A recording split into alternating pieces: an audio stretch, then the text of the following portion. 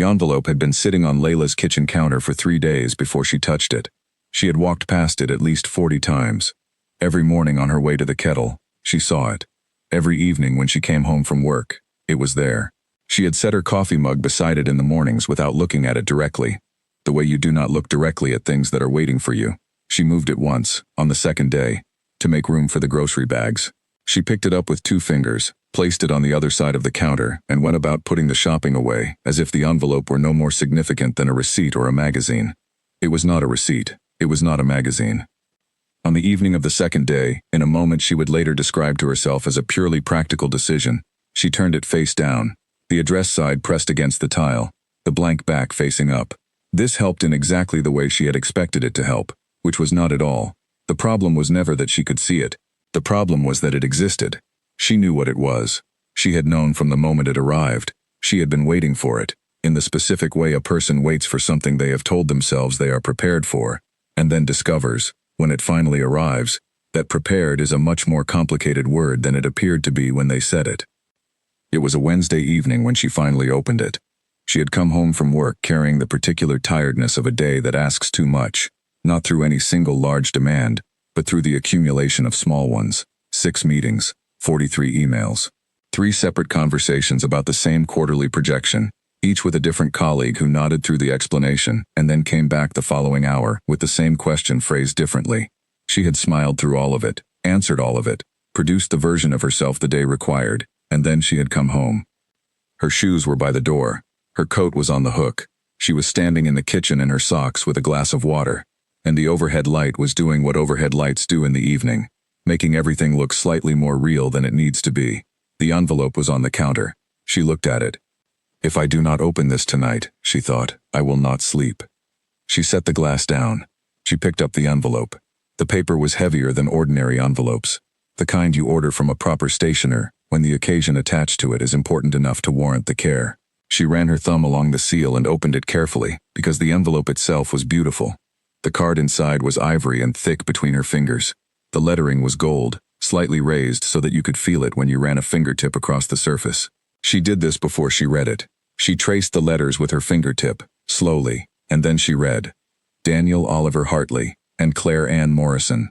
The date, the venue, Hartfield Manor, in the lower right corner, in a slightly smaller and more intimate script, the words, Your presence is our joy. She read it twice, then a third time, then she set it face up on the counter, picked up her water glass, and walked to the window. Outside, the street was entirely ordinary. A woman with a pram moving quickly toward the park with her collar up against the September wind. 3 men coming out of the pub on the corner, not talking much, just moving together in the comfortable way of people who no longer need conversation to confirm the friendship. A car pulling up across the road, a man getting out, not looking up from his phone, the streetlights doing their regular evening work. Everything the same as the evening before and the evening before that.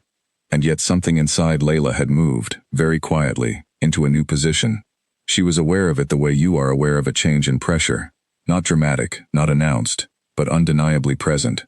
The way a door settling in a frame tells you the temperature outside has changed. Something was different now that the card was open in her hand, though nothing in the world outside the window had shifted. She had known this was coming. She had known it the way you know a season is turning, not because anything announces it suddenly, but because the quality of the light has been changing for weeks, and the air has been different, and some part of you, the part that operates below the level of deliberate thought, has already understood and been quietly adjusting. She had been adjusting for 4 months, since a Thursday evening in April when Daniel had called her. Just past 10. She had been on her sofa with a novel she had been meaning to finish for 3 weeks, the lamp on, the evening comfortable around her. When his name appeared on the phone screen, she had felt the familiar warmth that had always come at the sight of it, a warmth she had long since stopped examining. She answered on the second ring. He had been nervous. She heard it immediately in the half-second before he spoke, in something slightly different about the rhythm of his breathing. Daniel was not, as a general rule, a nervous person. He moved through the world with a quiet ease that she had spent 12 years observing and still found occasionally enviable. The ease of someone who had long since made peace with who he was, and did not require the world to ratify that peace. The nervousness was unusual. Her body registered it before her mind named it, and she had sat up slightly on the sofa without knowing why. He said he wanted her to know before anyone else. He had thought carefully about this, he said. She was the person he most needed to hear from first. She was his oldest friend, And there was a particular significance to that. Not obligation, not politeness, but something genuine about the order in which certain things need to be said. She said, "Then tell me." So he told her about Claire Ann Morrison, graphic designer. They had been together for almost a year. He had met her at a professional event, a panel discussion, evening drinks afterward, and had ended up standing next to her at the bar. And she had said something that made him laugh so hard he spilled his drink. And he had been paying attention to her ever since. She was warm and she was funny, and she had a way of listening that made you feel genuinely heard rather than merely tolerated. She read everything and remembered most of it. She made him feel, he said. Here was a pause, brief, the pause of someone choosing the right word carefully. Settled. She made him feel settled. And he was going to ask her to marry him. Layla said, "Daniel, that is wonderful." She said it in a voice that was entirely steady, and she meant it with the part of herself that had known him for 12 years, and had seen him through enough good and difficult things to know what his happiness looked like, and was genuinely and completely glad to see it. She asked all the questions a best friend asks. She asked how they had met, and he told her about the panel discussion and the spilled drink, and she asked what Claire was like, and he told her. Warm, direct, steady, funny. She makes good food and terrible coffee, and she remembers everything she has ever read.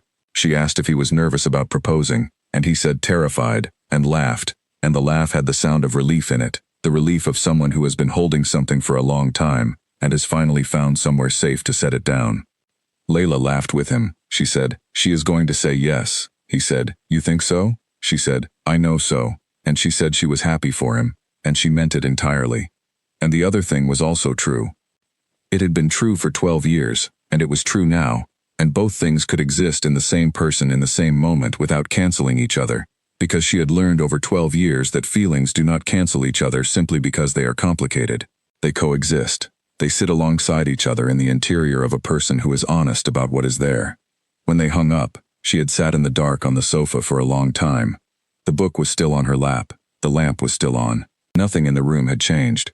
She sat, and she breathed, and she let herself feel what she felt, which was large, and had weight, and had always been entirely her own. And then she did what she had always done with it. She acknowledged it. She looked at it directly, without flinching, without the strategic half-looking that would have made it something she was hiding from herself. She saw it clearly, and then she put it in the place she had built for it. She had been building that place, though she had not always used that language, since she was 20 years old.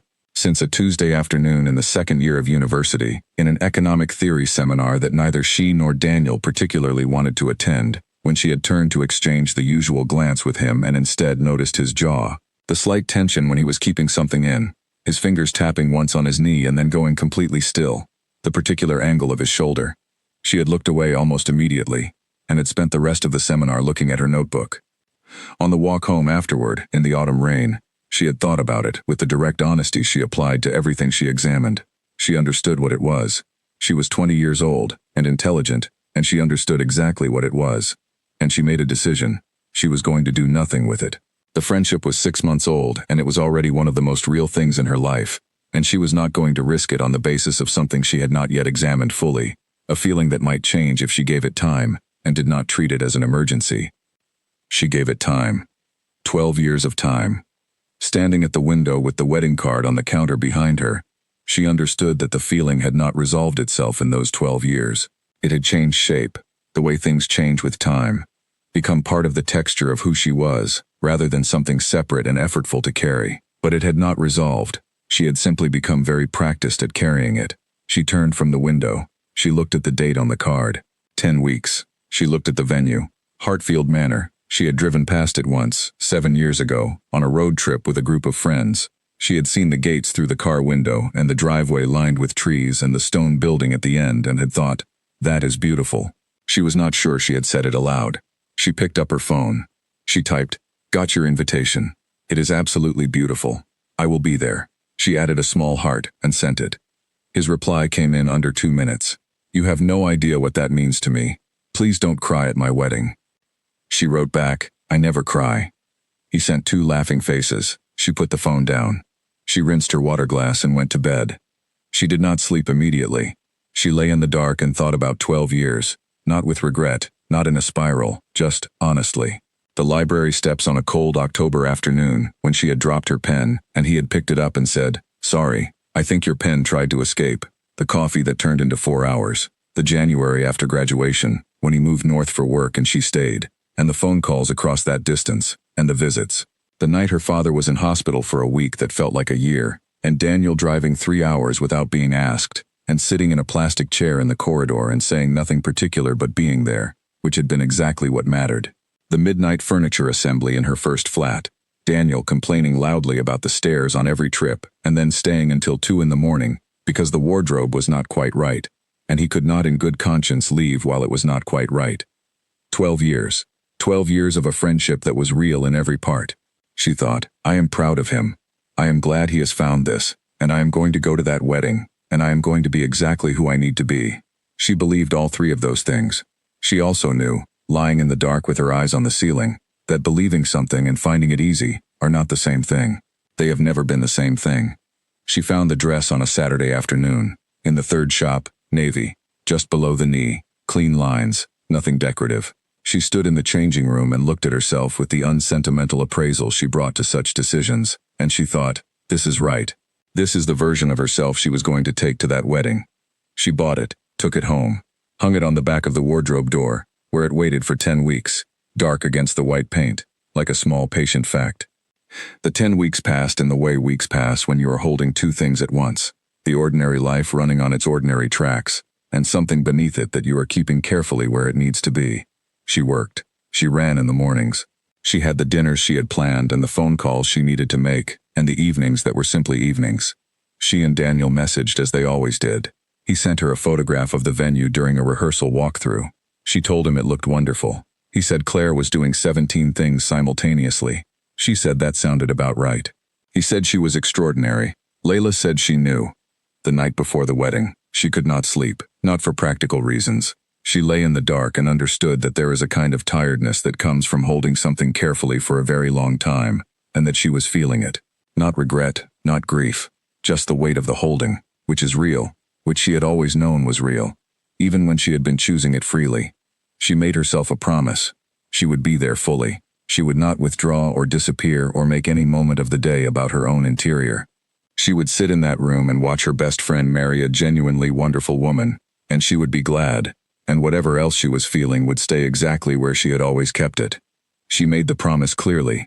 Then she closed her eyes. When the alarm went off at 7 the next morning, she got up, went to the bathroom, looked at herself in the mirror for one long and honest moment, and said very quietly to her own reflection, "You can do this." She meant it. She was also slightly afraid. But she had been both of those things before, many times, and she had learned from the experience that meaning it tends to outlast the fear, if you give it enough time. She went to make coffee. Outside, the morning was pale and clear. The navy dress hung on the wardrobe door, waiting. She stood at the window with her coffee mug and she breathed, and she let the morning arrive around her, and she thought, today is about him. That is all it is, and that is enough. She almost entirely believed it. And then she got on with it. Layla first understood she was in real trouble on a Tuesday afternoon in October, in the second year of university, during a seminar on economic theory that neither she nor Daniel particularly wanted to be sitting through. The room was too large for the number of students in it, which gave everything a slightly hollow quality. Outside the tall windows, the first real rain of autumn had arrived with conviction. The lecturer had a voice specifically designed to make a complicated subject feel like a formality being dispensed with, a voice that conveyed the information without any particular belief that the information was interesting. Layla had her pen in her hand and her notebook open, but she had not written much. Across the page she had drawn a series of small connected squares without knowing she was doing it. Daniel was sitting beside her. They had been friends for 6 months. 6 months of coffee and late-night conversations and studying together, and walking back from the bus stop in the dark, talking about the kind of things that come up when two people find themselves genuinely in the same frequency. They had become, without any formal discussion of it, the kind of friends you call when something happens, before you call anyone else, before you have entirely sorted out what you feel. That kind of friends, the foundational kind. She had turned to look at him, to exchange the particular look they had developed that meant, "Are we staying for the rest of this or should we go and find food?" It was a whole conversation condensed into 2 expressions, a single raised eyebrow and a barely perceptible tilt of the head. She had been about to produce her half of it. Instead, she noticed his jaw, the slight tension in it when he was keeping something in, a response, a laugh, some reaction to what the lecturer was saying that he had decided not to voice.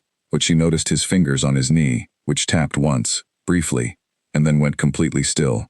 She noticed the particular set of his shoulder, the way he was holding himself, the small, ordinary physical reality of him sitting beside her in a lecture room on a rainy Tuesday. She looked away almost immediately. The seminar continued, and the rain committed further to the windows. The lecturer moved on to the next point.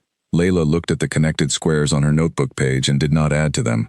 On the walk home afterward, they stayed for the whole seminar in the end, because neither of them could quite muster the social courage to leave early. She thought about what she had noticed. She thought about it with the same direct, unsentimental honesty she brought to everything she turned her attention toward. She was not the kind of person who found comfort in pretending she had not seen what she had seen. She had always found that kind of pretending exhausting and ultimately ineffective, like standing in the rain and telling yourself it was not raining. So she looked at it directly. She had noticed Daniel in a specific way. The specific way had meaning. She understood the meaning.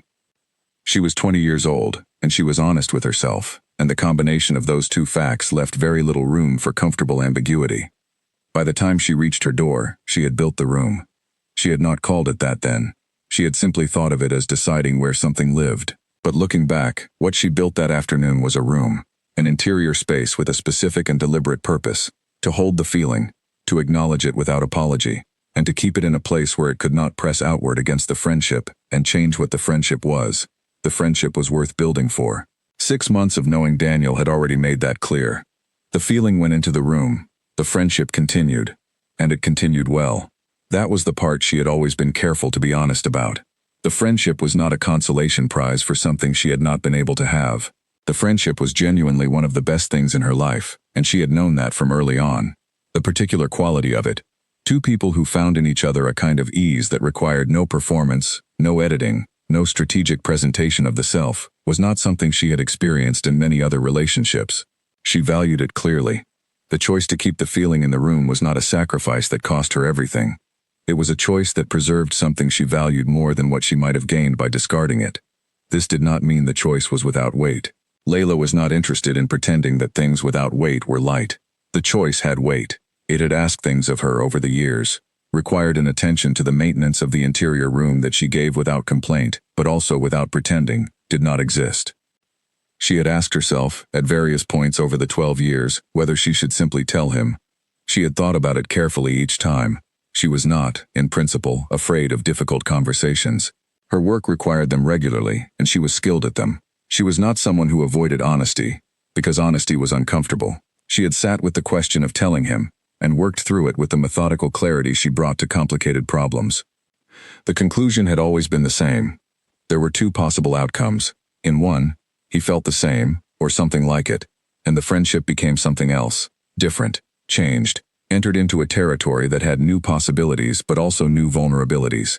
In the other, he did not feel the same, and the friendship also changed, because knowledge cannot be unknown, and the knowledge that she had felt this and said so would live in the space between them and alter its geography. She had weighed both possibilities honestly, not with the distortion of hope and not with the distortion of pessimism, and she had made a calculation. She valued what they had more than the uncertainty of what they might have. The friendship was real and it was hers, and she was not going to risk it. So she had kept it. And she had kept the friendship fully, had not allowed herself to hold back from it, had not protected herself from it, had been present for it entirely and without reservation. This was the part of the choice she was most proud of. She had not let the keeping of the feeling make her less available to the friendship. She had been his friend, completely and honestly, for 12 years. She had met his family, who she liked. His mother was funny and warm and made very good soup.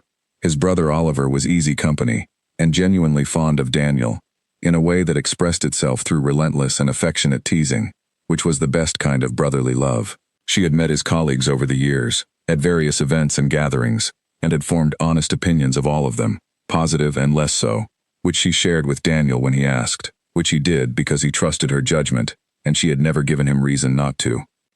She had met the women he dated, 4 of them, over 12 years, that she had known in any real detail. The first, in the final year of university, had been quiet and kind, and they had ended amicably when they both understood the relationship was not quite the right shape. The second had been more serious. A year and a half, a flat they shared, a slow unhappiness in the last months that Daniel had worked through with Layla over many late phone calls, The kind of conversations that happen at 11 at night when someone trusts you enough to say the real things. It had ended eventually, carefully, both of them honest with each other about what it had and hadn't been. The third had been brief and mutual and well handled by both people. The fourth was Claire. She had known Claire was different from the first time Daniel mentioned her. He had mentioned her carefully, with the deliberate vagueness of someone who has decided not to say too much yet because they are holding something they do not want to damage with premature exposure to air. Over the following months, the mentions had become slightly more frequent, slightly more specific, in the way information about a person accumulates in conversation when that person is accumulating significance in your life. Layla had asked once, during a phone call in the winter, whether it was serious. He had been quiet for a moment before the word yes. That moment had told her more than the word. She had attended the engagement dinner with the clear and specific intention of forming an honest opinion, not a comfortable one, not one shaped by what she needed it to be, an honest one. Claire had been sitting directly across from her for the duration of the dinner. Layla had watched her with the full attention she brought to things that mattered. She had watched how Claire listened, with genuine interest rather than the performance of interest, the way her eyes stayed on the person speaking even when the conversation moved around the table. Much she had watched how Claire was funny, dry and understated, the kind of funny that does not announce itself but simply arrives, which is the best kind. She had watched how Claire touched Daniel's arm when she was emphasizing a point, and how Daniel turned toward that touch without thinking about it, automatically, the way you turn toward warmth. Layla had come home that evening and sat in her flat with her coat still on and thought, she is genuinely right for him. That was an honest thought, and she had given it its full weight. Not easy, exactly, but honest, and she had always preferred honesty. 4 months later, the card arrived, ivory and gold and thick between her fingers. The morning of the wedding, Layla drove to Hartfield Manor alone. She had spent approximately 4 minutes considering whether to bring someone. There was a friend who would have been good company, a man she had been on 3 pleasant dates with who could have plausibly been a guest, and had dismissed both options. She was going as herself. She was not going to use another person as something to hide behind. The road was country road for most of the drive, and October was being generous with itself. The copper beeches lining the manor's driveway were the color that autumn produces when it is showing off. She drove slowly along the drive because hurrying through it felt wrong. The manor appeared at the end, warm stone, tall windows, ivy moving very slightly in the morning air. She parked, sat in the car for a moment, looked at herself in the mirror with the honest appraisal she had been practicing all morning. The navy dress, the earrings, the hair that had taken 20 minutes to arrange into its apparent casualness. She looked exactly as she had intended to look. She picked up her bag and walked across the gravel and went inside. The ceremony room had been arranged with white flowers and trailing green, and the light from the southern windows at an angle that made the pale floor look almost luminous. 80 guests, talking quietly, already a little altered by the occasion. Once she found her seat in the 4th row, Daniel sighed, sat down, folded her hands in her lap. The guitarist in the corner was playing something with no edges. She listened to it, and looked at the flowers and waited. People settled. She exchanged brief warm greetings with those she knew. Oliver caught her eye from the row ahead and gave a small nod. She returned it. Then the door at the side of the room opened, and Daniel walked in. The dark suit, the white flower in the buttonhole, the quiet ease she had always known in him, the ease of someone entirely at peace with his right to take up space. He came to the front of the room with Oliver and his other attendants, took his position and turned. Not toward the doors at the back, not toward the registrar. He turned, and he looked out at the room, slowly, through the rows, and his eyes moved with intention, and they found her, and stopped. How long the moment lasted was not something she could accurately measure, 2 seconds, perhaps 5, and long enough that she had time to notice it happening and to notice herself in it. She held his gaze because looking away suddenly felt like an action with too much weight attached to it. She kept her expression exactly as she had prepared it, warm, steady, real, and then she gave a small nod, barely visible, that said everything she needed to say without saying it.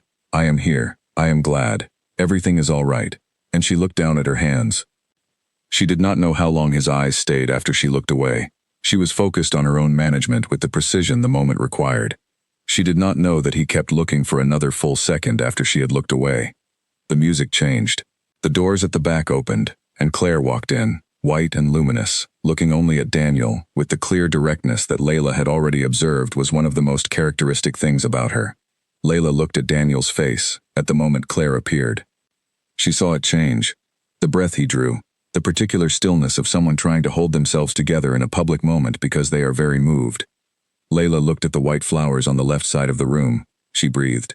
She pressed her thumbnail hard into her palm and thought about the flowers, the slight asymmetry of them, the one trailing branch on the left that had been allowed to fall a little further than the others, giving the whole arrangement an intentional imperfection that she found, focusing on it, very beautiful.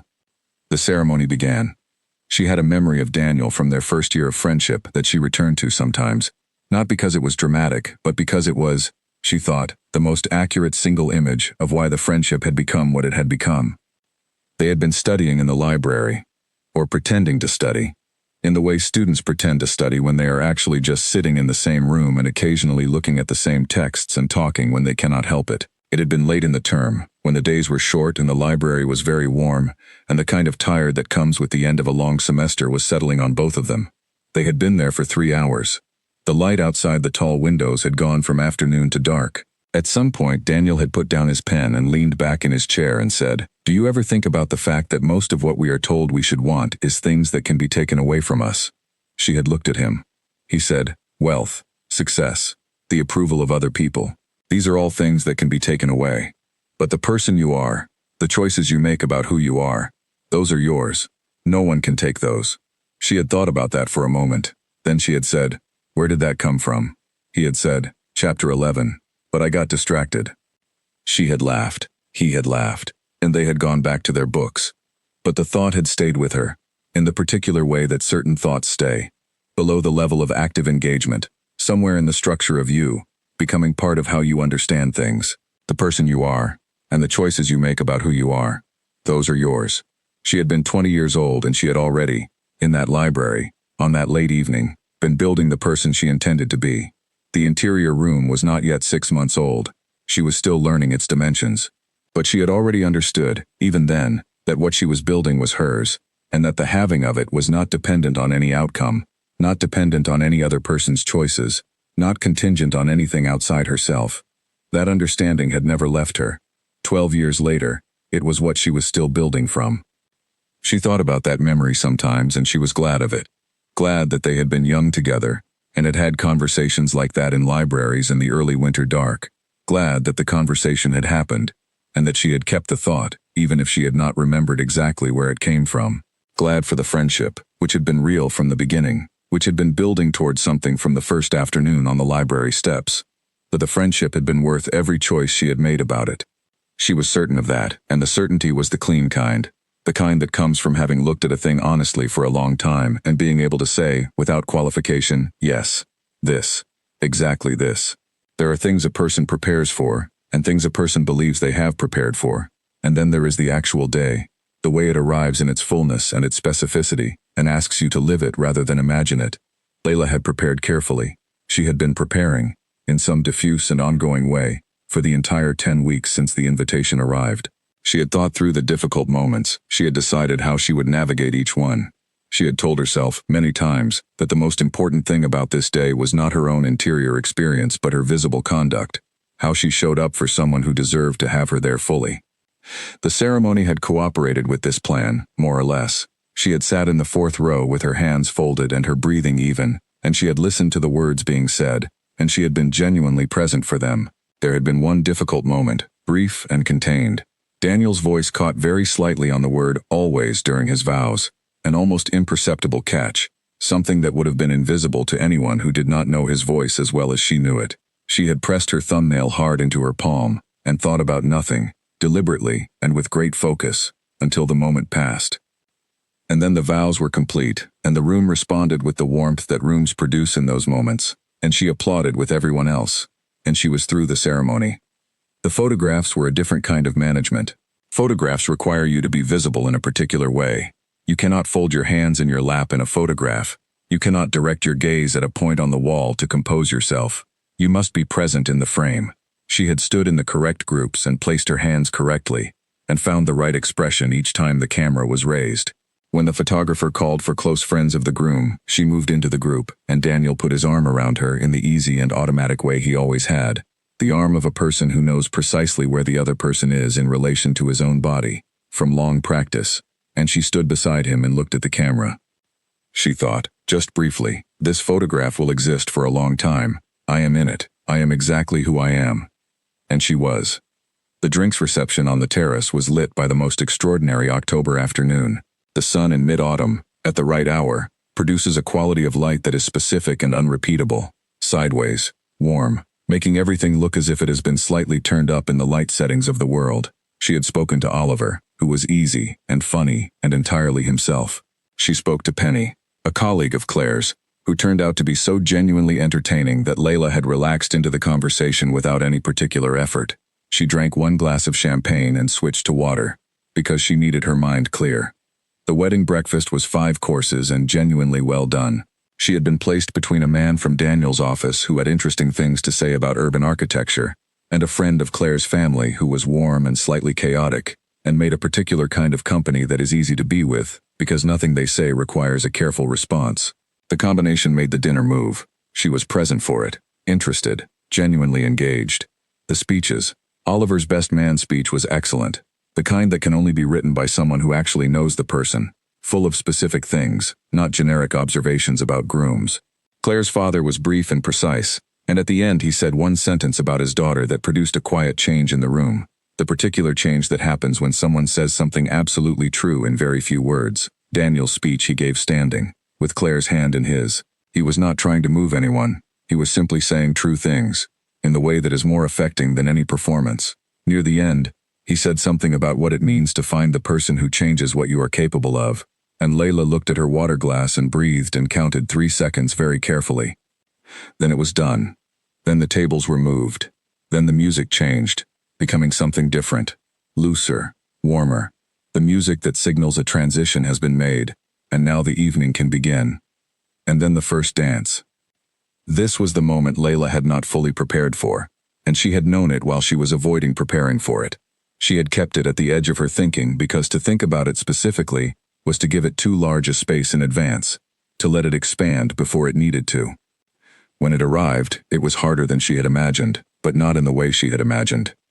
She had expected something visual, the sight of them together, their hands, the particular closeness of 2 people dancing.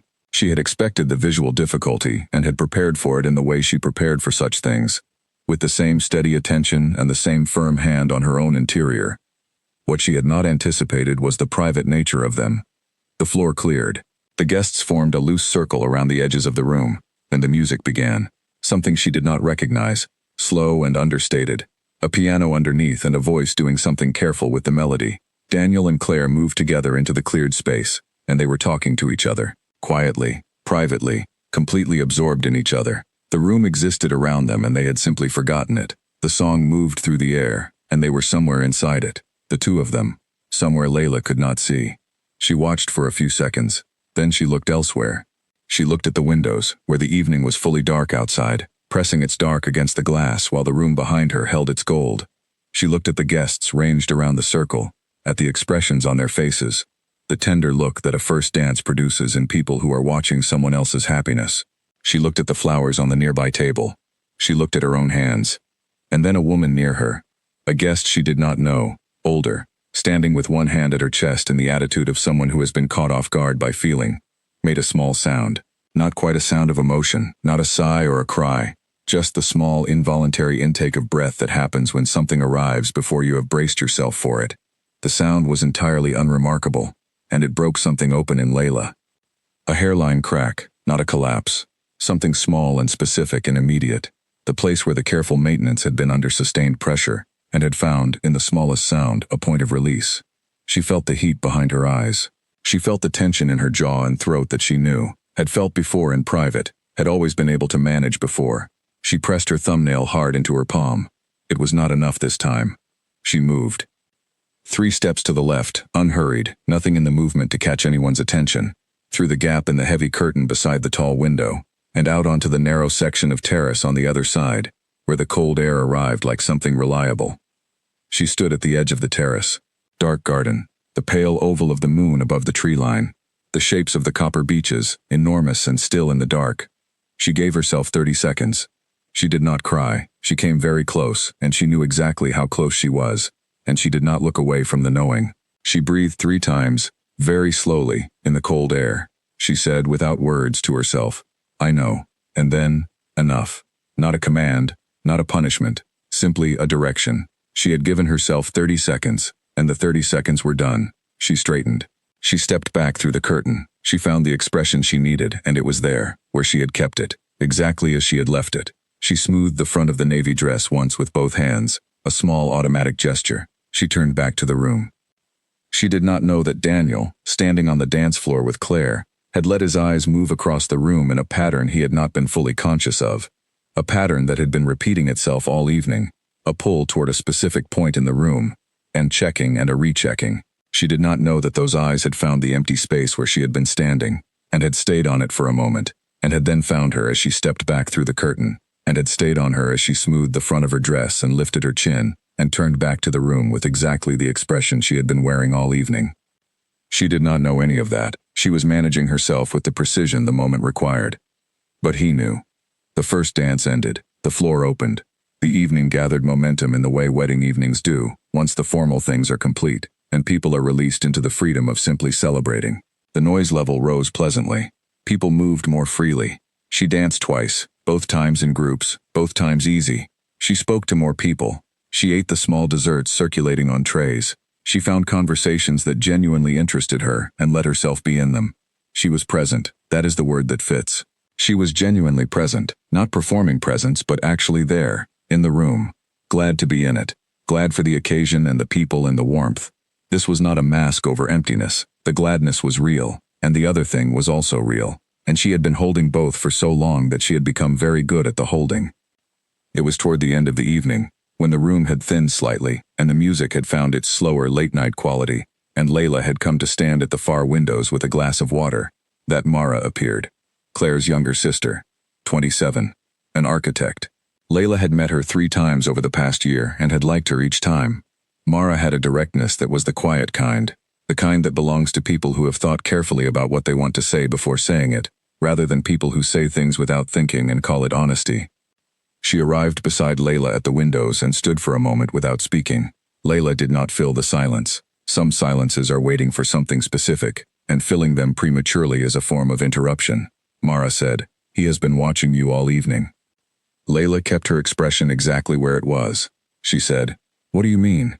Mara turned to look at her, not sharply, with the directness she always brought. She said, "Daniel, he has looked across the room at you more times tonight than I was able to count. I started counting early in the evening." Layla looked at the water glass in her hand. She said, "He looks out for the people he cares about. You know how he is." Mara said, "Yes, I know very well how he is. I have known him for 4 years." This was different. The music continued in the background. Someone laughed at something at the far end of the room. Layla said, "Mara." Mara said, "I am not suggesting you do anything. I want to be clear about that. I am telling you something because you deserve to know it, and because the way you have been in this room tonight, the way you have been entirely here for him, from the beginning of the evening to now, that was not invisible. Not entirely," Layla said, carefully. "He has made his choice, and it is the right choice," Mara said. "I know, completely. What I am telling you is something different." She paused, choosing carefully. "This morning, before the ceremony, in the dressing room, he said something to me. I am not going to tell you exactly what it was, but it was honest, and it was about something he said he thought he should have looked at more clearly, a long time ago." Above pause, the music, the room behind them. Mara said, "He asked me twice tonight whether you seemed all right." Layla was quiet. Mara said, "I thought you should know that what you were doing in this room, what it cost you to be here and the way you were, was not invisible. Not to me, anyway, and not entirely to him." She reached over and pressed Layla's hand once, briefly, and then she walked back toward the dancing, and Layla was left at the far windows with her glass of water and the weight of what had just been said settling into her in layers. She stood there for a while, long enough for the music to change once and then again. She was not sorting through what she felt, not trying to organize it into something manageable. She was simply standing with it, which was its own kind of response. "He has been watching you all evening." She let that sit. Then she finished her water. She set the glass down on a nearby table. She walked back to the main gathering. She found Daniel at the natural moment when the evening was winding toward its end, and she hugged him. Completely, with everything she had always meant by a hug, with 12 years behind it. He held on for a moment longer than usual. Neither of them said anything. Then he let go and looked at her, and she looked at him, and she said, "Congratulations," and meant it with her whole honest self. She said goodbye to Claire, who kissed her cheek warmly, and with the ease of someone who intends to be a friend. She meant that too. She collected her bag. She walked out through the Manor's heavy front door, across the gravel, into the dark October evening, and got into her car. She sat for 3 minutes, then she drove home, without the radio, in the quiet, through dark country roads and then the lit roads that announced the city. She got home at 11:30. She took off the navy dress and hung it carefully, washed her face. She got into bed. She was asleep within 10 minutes, which surprised her. And which, she thought later, did not surprise her at all. There was something she had learned from the ceremony that she had not expected to learn. She had expected to learn about her own limits, how much she could hold, where the edges of the management were. She had learned that too, in the 30 seconds on the terrace. But what she had not expected was what she learned about the ceremony itself, about what it meant to watch two people make promises to each other in a room full of people who had gathered to witness it. She had attended weddings before. She had stood at the edges of other ceremonies and watched with the polite warmth that the occasion requires, and had thought, "This is lovely," and moved on. This ceremony was different. She was not at the edges of it. She was inside it, in the 4th row, with the thing she had been keeping for 12 years fully present alongside her, and she had watched the ceremony from that position. And what she found, watching from that position, was that the ceremony was real in a way she had not expected. Not performed. Not a social ritual being enacted for the sake of the witnesses. The two people at the front of the room were making actual promises to each other, in public, and the publicness of it was not a performance layer on top of the promise. It was part of the promise. They were saying, "We are choosing this, and we are choosing it in front of everyone we trust, and the choosing is real." She had found that genuinely moving. Not because of the specific people, not because of her specific relationship to those specific people, because of the act itself. Because of what it takes to stand in front of 80 people and say, "This is the person I choose. This is the choice I am making," out loud, with witnesses. That kind of public choosing requires courage. It requires certainty. It requires a quality of commitment that is not performative, but is, paradoxically, deepened by being witnessed. She had respected it. She had sat in the 4th row, and she had respected it deeply and completely, and the respect had made the day easier rather than harder, because it had reframed everything. It was not a day she was getting through. It was a day she was witnessing something real, and she was present for it with the quality of attention that real things deserve. That had been, she thought later, the most important thing she had brought to the day. Not the composure or the management or the 30 carefully counted seconds. The quality of attention. The willingness to be fully present for something real. She had always been good at being present for real things. It was one of the things she valued about herself. And on the day that was, of all the days she had lived through, the one she might most have wanted to be slightly elsewhere, on that day, she had been most completely there. She was proud of that. The pride was not small. It was the kind of pride that comes from doing something difficult with your whole self, and finding, on the other side, that you were the person you thought you were. The morning after the wedding, Layla woke before her alarm. There is a particular quality to the first few seconds of waking, before memory returns, when the mind is simply awake and the day has not yet declared itself. She lay in that space for perhaps 4 seconds, the room pale with early light, the street below still quiet, the ordinary Sunday atmosphere of a morning with nowhere immediate to be. Then she remembered. She did not try to sort through it immediately. She got up, went to the bathroom, went to the kitchen, put the kettle on. She stood at the window while the water heated and watched the street come to life with the unhurried pace of a weekend morning. A man walked a retriever at a pace that suggested neither of them was in any hurry, and neither of them minded. 2 pigeons debated a window ledge across the road with the solemn intensity pigeons bring to their disputes.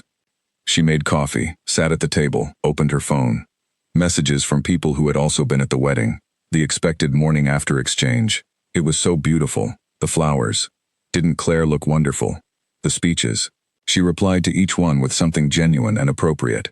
She looked at the photographs already being shared in the group. The manor in the afternoon light, the copper beaches, the faces of people she liked at their best.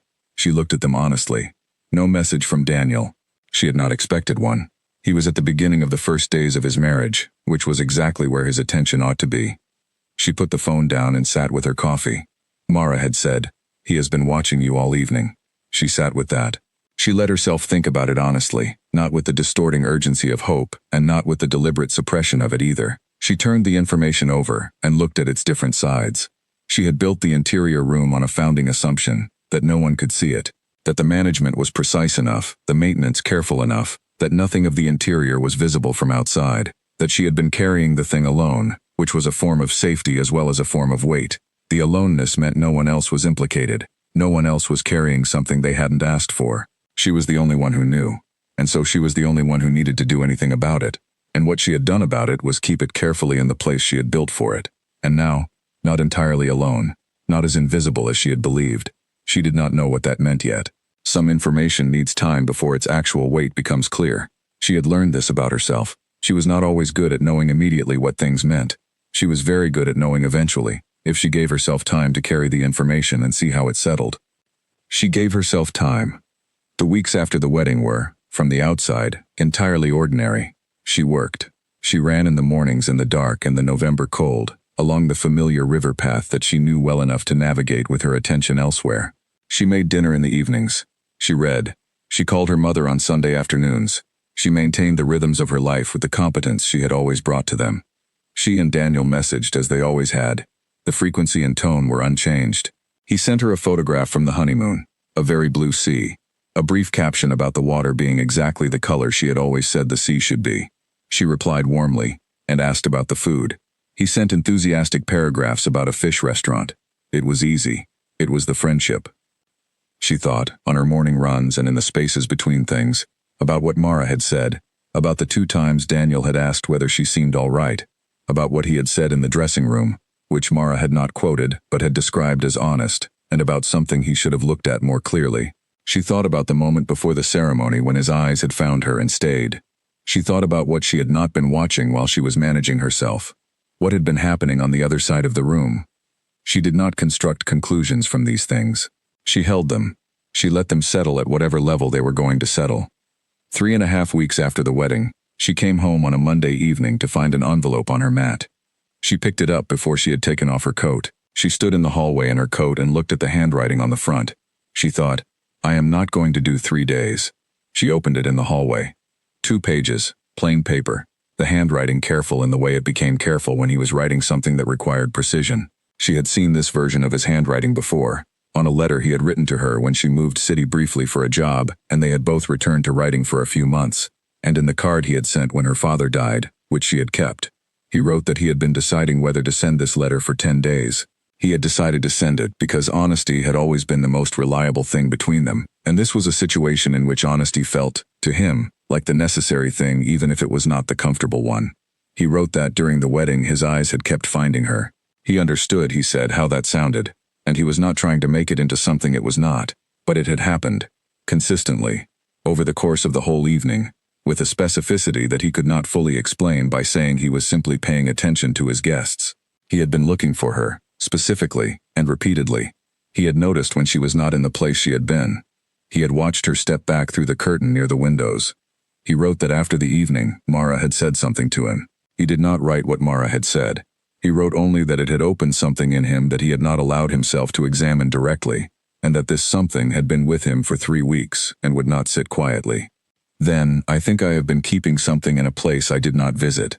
I think there is something I should have looked at more clearly, a long time ago. I am not asking you to do anything with this. I have made promises to Claire that I mean entirely and intend to keep. But you are the person I am most honest with in the world, and being honest with you has always been the thing I trust most in myself. So I am telling you this because it is true, and because I believe you deserve to know that what you have been carrying has not been only yours. The last line, I hope this does not damage anything between us. I think you will understand it the way it is meant. You always do. Layla stood in her hallway and read the letter twice. Then she walked to the kitchen. She put the letter on the table. She filled the kettle. She made tea, which she did not usually drink in the evenings but which was the right thing to make in that moment, because it required a sequence of specific physical actions, and produced warmth. She sat at the table with the mug beside the letter, and read it a 3rd time. She sat with it for a long time. She was not undone. That is important to say, not as bravado but as accuracy. She was very still, which is its own thing, but she was not undone. She was attending, with the full quality of her attention, to something large that had arrived and asked for it. She thought about Claire. She thought about the ceremony, the way Daniel had looked when Claire appeared at the back of the room, the breath he drew, the particular stillness of someone very moved. She thought about his letter. I have made promises to Claire that I mean entirely and intend to keep. She believed him. She believed all of it simultaneously. The letter, the promises, the watching, the not visiting, all of it. They were all true, and they could be all true at the same time, because that is what real situations are like when you look at them without reaching for simplification. She went for a run in the dark in the November cold, longer than usual, without music. She let herself think in the loose way that running makes available. The kind of thinking that is less self-conscious because the body is already occupied. She came home. She showered. She sat at the kitchen table with the letter, and she wrote back. She wrote several drafts, because she was trying to be precise.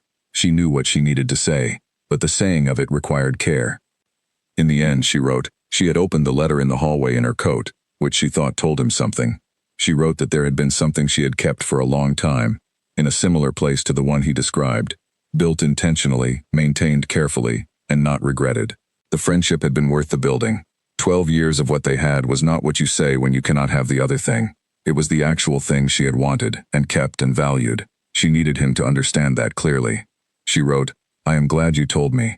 Not because it changes anything, which it doesn't, and I know that clearly, but because the carrying is different when you know you were not doing it entirely alone. Something shifts. She wrote, do not let this sit between us as something that needs managing. It does not. You are my oldest friend, and I intend to keep you as that, for as long as we both live. And this is not resignation. It is what I actually want. Go be happy with her. We both know it is the right answer. She sealed the envelope. She set it by the door. She went to bed. She slept better than she had since the night before the wedding, which was the particular sleep of someone who has put something down. In the morning, she posted it. The next morning, she posted it, and the posting felt like an act of completion. Not an ending exactly, but a closing of a particular circle. She had been carrying something alone for 12 years, and she had chosen to carry it alone. And now she had acknowledged, to the one person it most concerned, that the carrying had happened, and what it had contained. That was done. The circle was closed. She could stand on the outside of it now and look at its shape. The shape she found on reflection was not the shape she had expected it to be when she was inside it. When from inside, it had always felt like something large that required constant attention, like a piece of machinery that needed regular maintenance to keep running quietly. From outside, or from the perspective of someone who had moved to the edge and could look back, it looked different. It looked like a choice that had been made and kept with integrity. It looked like 12 years of something real. She had thought, on and off over the years, that she might emerge from the keeping diminished in some way, that the sustained work of containing something that wanted to go somewhere would leave a mark, a flatness, a place where feeling had been so consistently managed that it had stopped working entirely. She had been wrong about that. The containing had not diminished her. It had done the opposite, actually. It had made her more precise about what she felt and why, more honest about the distinction between what she wanted and what she had chosen, more fluent in the difference between the two. These were not small things. She had not always understood that they would turn out to be gifts, but she understood it now, looking back from the other side of the posting of the letter and the beginning of the months that followed. The months that followed had a particular quality, the quality of things becoming lighter without becoming less. The interior room was still there, and the thing inside it was still there, and she was not pretending otherwise, but the room was less sealed than it had been. Some air was moving through it.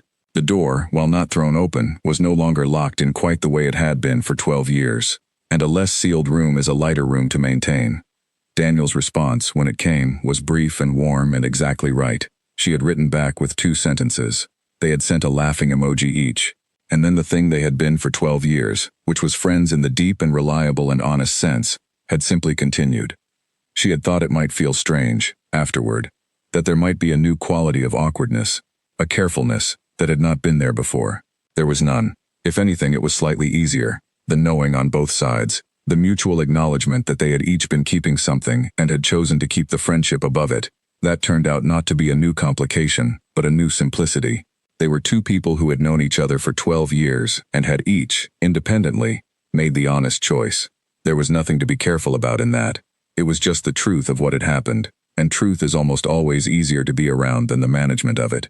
She saw them as a couple for the first time in December, at a gathering Daniel had organized that included the kind of loose mix of friends that he was good at assembling. She had brought nothing to hide. She had sat across from Claire and found her exactly as she always had, warm and direct and interesting and entirely the right person for him. She had watched Daniel in his environment of people he liked, easy and present, and had felt the warmth she had always felt, which was the warmth of knowing someone very well and being glad of who they are. She had driven home from that evening and thought, this is going to be fine. Not fine in the resigned sense, fine in the actual sense, fine in the sense of being fully right. It was in the weeks after she posted the letter that Layla found herself understanding something about the interior room that she had not understood while she was inside the keeping of it. She had built the room as a practical solution to a specific problem. The problem was, she had something she could not set down and could not express, and she needed to live alongside it while also being fully present for the friendship and the life around it. The room was the solution.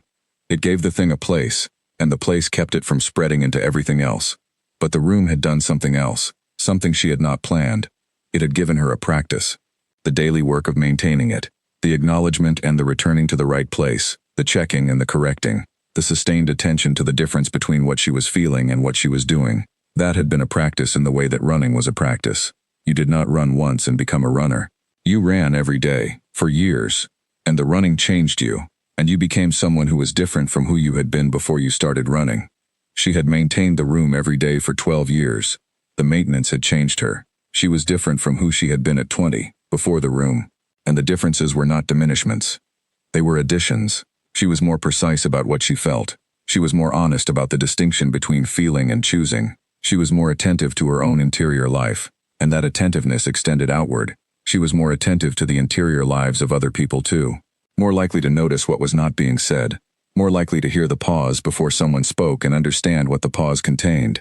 These things had made her better at her work, and better at her friendships, and better at being the kind of person other people could be honest with.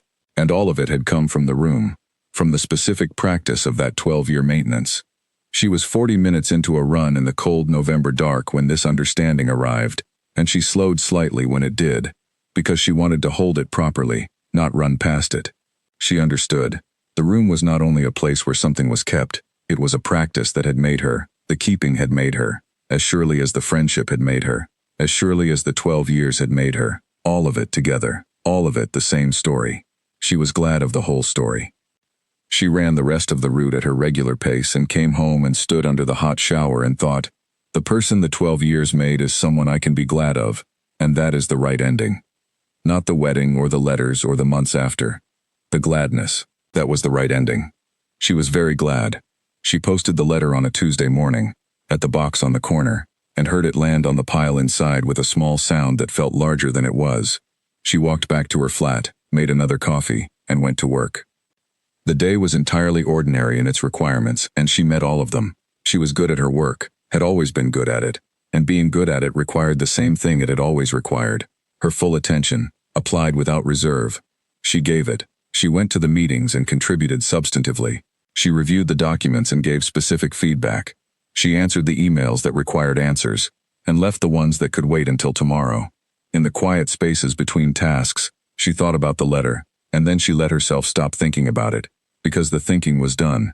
She had said what she needed to say, as precisely and honestly as she could say it, and the letter was now somewhere in the postal system between her and him, and there was nothing to be done with the gap except go about her life. She went about her life. The weeks moved. November darkened. She ran in the mornings and cooked in the evenings and maintained the rhythms that had always kept her grounded. She spoke to her mother on Sundays. She had dinner with friends. She went to a gallery she had been meaning to visit for 2 months and found it better than she had expected. Daniel did not respond immediately. She had not expected him to. He was in the early adjustment of his married life, which was where his attention was right to be. The letter was not a demand. It was not asking for anything. It would arrive when it arrived, and he would sit with it in his own way, and respond when the time was right. He responded, in the end, not with a letter but with a short message, a few lines only. He wrote, "Thank you for being exactly who you are. I will try to deserve this friendship." She wrote back, "You already do. Stop being dramatic." He sent a laughing face. She sent one back. That was all. That was what was needed. And then things continued, but differently. Differently in a way that was almost imperceptible from the outside, and quite significant from the inside. The interior room was still there. She had not demolished it. She had built it well, and with reason, and she was not in the business of demolishing things that had served her. But something about it had changed. It no longer had quite the sealed quality it had before. Light was getting in, perhaps, or air. The hermetic seal had loosened slightly, and the loosening was not a collapse, just a different quality of maintenance. She met Claire for lunch in November. Claire had suggested it, directly and without preamble, in the way she did things. They met at a small restaurant near Claire's studio on a Wednesday afternoon, and sat down opposite each other as two people who had met only a handful of times, but were prepared to find out who the other one was. Layla had come with the same honest intention she brought to all her encounters with people who mattered. She was not going to perform warmth she did not feel, and she was not going to withhold warmth she did.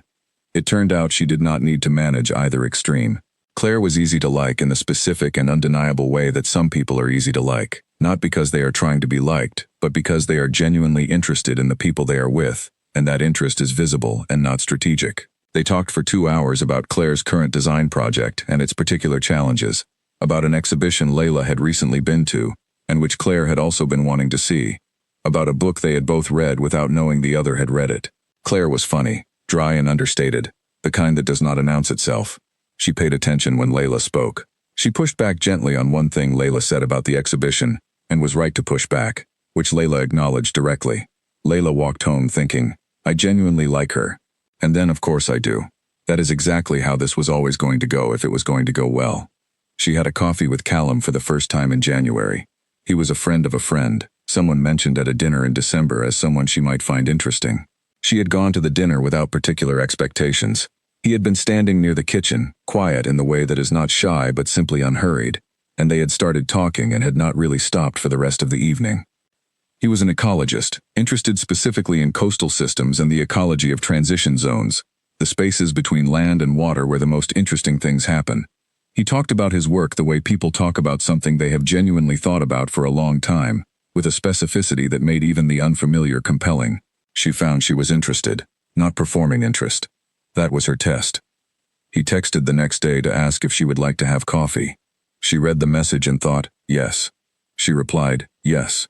They met at a coffee shop near her office on a Thursday afternoon and talked for almost 2 hours.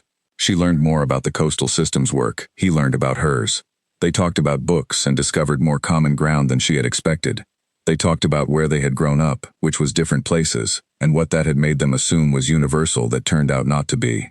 They disagreed about a documentary they had both seen, briefly and substantively, and neither of them pretended the other had said anything other than what they had said. She walked back to her office thinking, I want to see him again. She had not thought that, in that specific and clean way, about someone new in a while. They saw each other again, and then again. The rhythm of it built without negotiation, the natural accumulation of two people who were both actually present for what they were doing.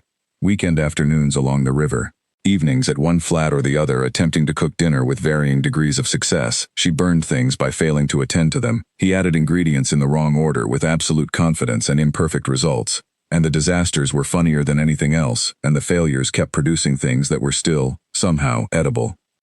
She told him about Daniel in February, on a Sunday morning in a coffee shop when the conversation had arrived at the depth that makes honesty feel necessary rather than merely possible. She told him the shape of it. 12 years. The feeling she had maintained, the choice she had made about maintaining it, the wedding, the letters, where things stood now. She told it without romanticizing, because it was not a romantic story in the usual sense of that word. It was a story about a person doing the honest thing with an interior life that had complicated material in it, and she told it as that. He listened in the way she had come to recognize was his particular quality, with genuine attention, without the preemptive sounds of sympathy or the performance of concern. When she was done, he was quiet for a moment. Then he said, That sounds like it asked a lot of you. She said, Yes. He said, And you're at peace with the choices. She said, Yes. He said, Thank you for telling me. And she thought, This is someone I can be honest with. In May, they moved in together. It was logical rather than dramatic. They had been spending most evenings at one place or the other, and maintaining 2 flats had become friction that served no purpose. They found a flat that was larger than either of theirs, with good windows and a decent kitchen, and a room that caught the morning light, that Layla immediately identified as hers and Callum agreed to without question. They painted the walls over a long weekend. They disagreed once about a shade of green for the hallway. They put a test patch on the wall and looked at it in different lights, and concluded that he had been right. She said so directly, which he found funny, which she found that she did not mind. The rhythm of things with Callum built in the particular way that rhythms build when both people are genuinely present, without ceremony, without the artificial staging that people sometimes impose on the early period of something, as if the relationship needs to be formalized before it becomes real. It became real because they were both actually in it, attending to each other honestly, and that was the only requirement. She found herself, over those months, doing something she had not expected. She was learning, not the ordinary kind of learning, not new information about a person, the deeper kind, the kind you do when someone sees you in a certain way, and the way they see you teaches you something about yourself that you had not been able to see from the inside. Callum saw her as someone who made choices. That was how he understood her. She gradually realized, not as someone who had been in a difficult situation and endured it, not as someone who had sacrificed something, but as someone who had looked at what she had and decided what to do with it, over and over again, for 12 years, with consistency and clarity. That was the version of her that his attention produced, and the version was accurate, and it was also more generous than the version she had sometimes had of herself, which was the version that counted the cost without counting what the cost had made. She began to count what the cost had made. It had made someone who was very honest about her own interior, and she had had to be. 12 years of deliberate maintenance had made her fluent in the vocabulary of her own feelings in a way she might not have been otherwise. She was good at knowing what she was feeling and why. She was good at the distinction between what she wanted and what she had chosen. She was good at sitting with complexity without needing to simplify it. These were useful things. They made her good at her work and her friendships and, as it turned out, at being with someone she wanted to be with. She thought about this sometimes on the morning runs. She thought, the thing I was most afraid would diminish me has, in fact, built me. She was not certain she would have believed that if someone had told her at 22, but she believed it now, with the evidence of herself at 33, which was the most reliable evidence available. The move into the flat they shared together happened in the spring, and it was as simple and unforced as everything else had been. They found a place that was right for both of them. They arranged it together, each person bringing their specific preferences and finding, to neither of their surprise, that the preferences were largely compatible. She valued light and order and a proper kitchen and enough space to think in. He valued the same things, expressed slightly differently. They had one sustained disagreement about a shade of paint for the hallway and resolved it by testing it and finding that he was right, which she acknowledged without drama. She had always been good at acknowledging when she was wrong. This was one of the things that made her easy to be honest with, she thought. She did not make being wrong a larger thing than it was. It was information. You used the information. In the flat, in those first months of shared space, she found something she had not known to look for. She found ease, not the ease of things being easy. Her life had never been particularly easy, and she had not needed it to be. The ease of not arranging herself, the ease of being in a room with someone who knew her, including the 12 years and the room she had built and the choice she had made, and who found the knowing good rather than complicated. The ease of being simply herself. She had spent a long time being herself, with great deliberateness. This was different. This was herself without the deliberateness. And that was a new thing. And it was good. In March, a few months after they moved in together, Callum said, I want to understand what the 12 years were like. Not the facts of it, which I know, but what it was like to live inside it. She had been washing up. She finished the cup she was washing and put it on the rack and said, Why? He said, Because it is part of who you are. And I want to understand that part. She thought about it. She said, it was like living in a large house where one of the rooms had a specific use and you were very careful about keeping that room appropriate for its use. You did not ignore the room. You were aware of it all the time, but you did not let what was in it come into the other rooms and change what they were. He said, that sounds precise.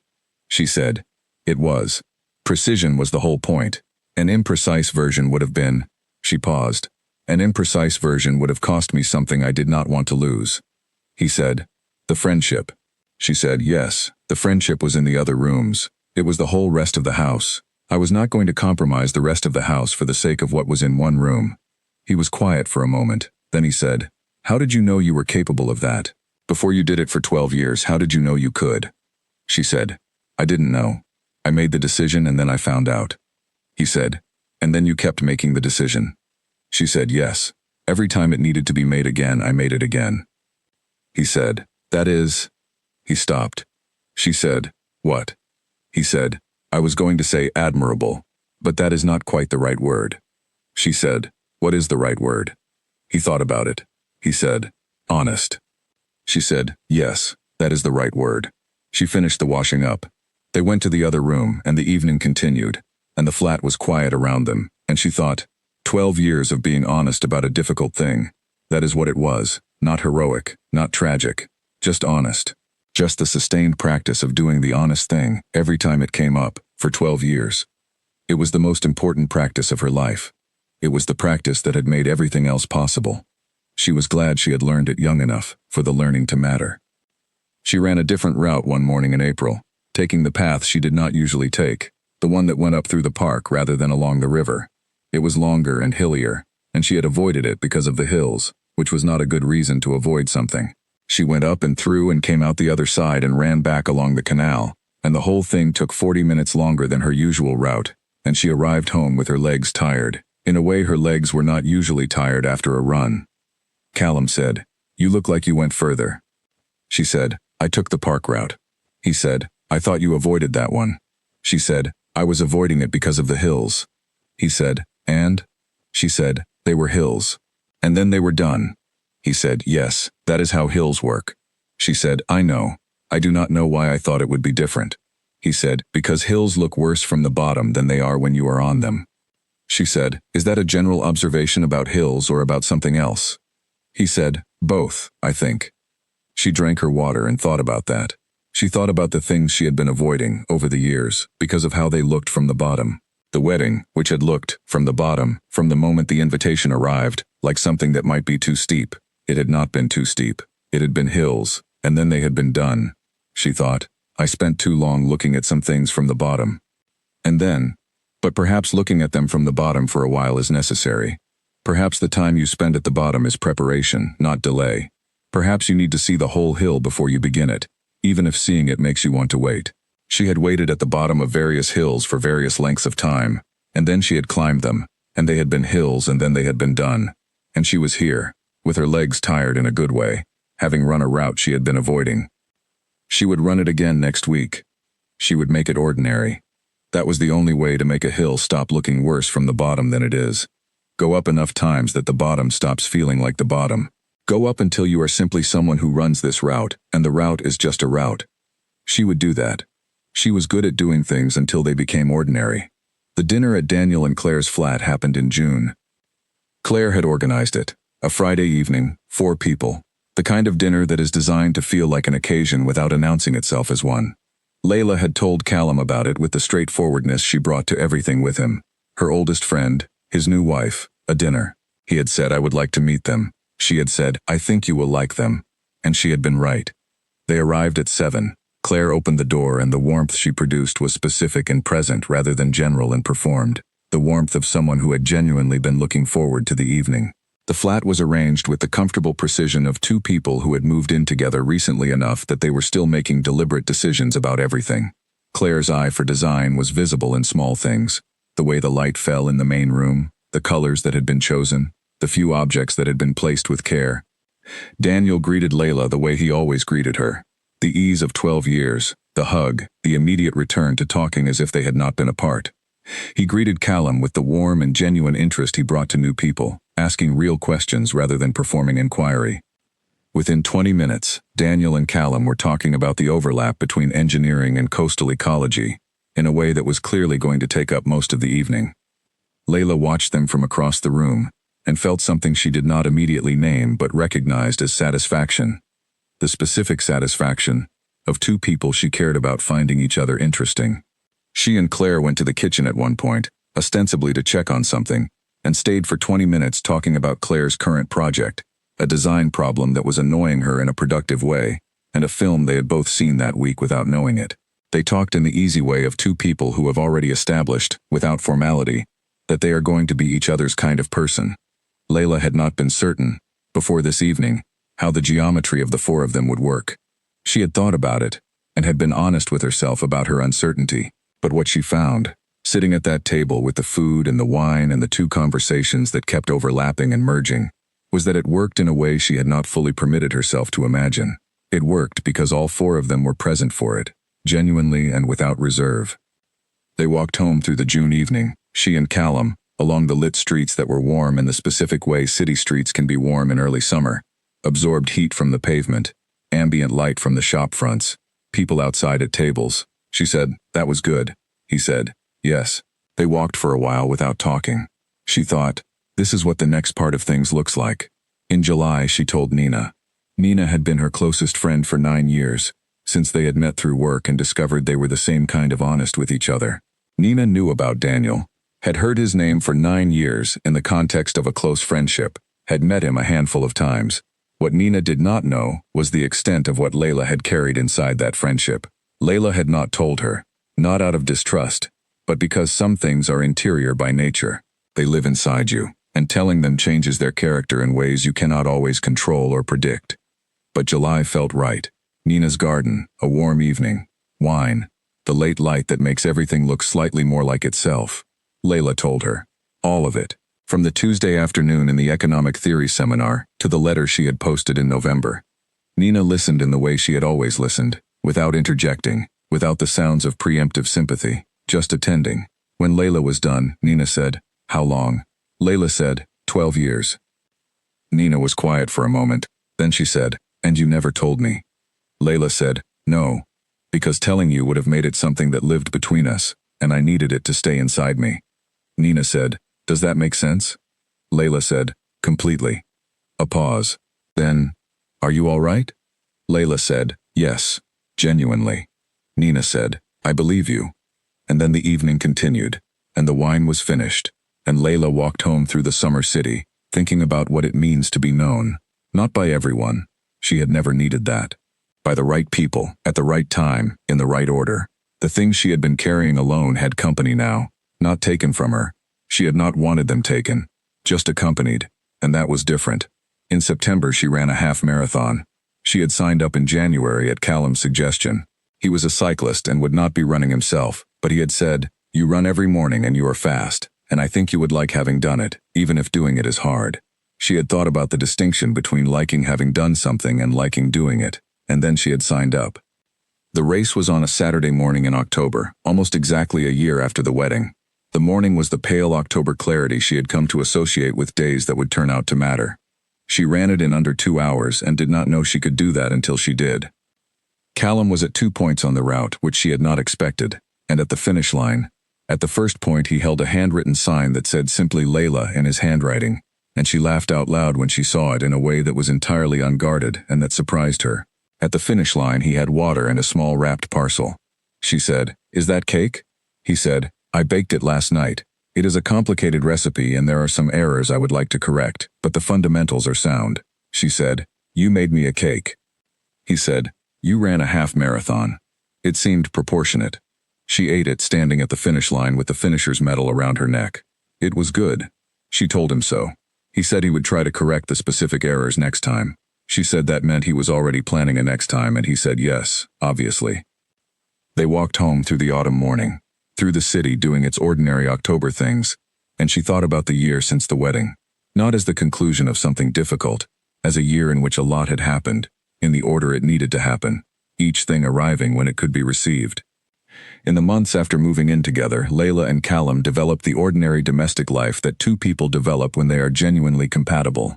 The rhythms, the small habits, the shared vocabulary of daily life. They had a system for the shopping that worked. They had a way of managing the mornings that suited both of them. They had the particular ease of two people who had decided, without formality, that this was the arrangement and they were both in it. She had not expected, at 33, to be surprised by domesticity. She had lived alone for a long time and had arranged that life precisely according to her preferences, and had found the arrangement good. She had thought that living with someone would be a compromise, not a bad one, but a compromise.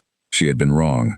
What it turned out to be was an addition. The things she had valued about her own life were still there, and around them, a new layer of things. The conversations over dinner, the morning standing at the window together, the particular quality of coming home to a place that was occupied by someone who was glad to see her.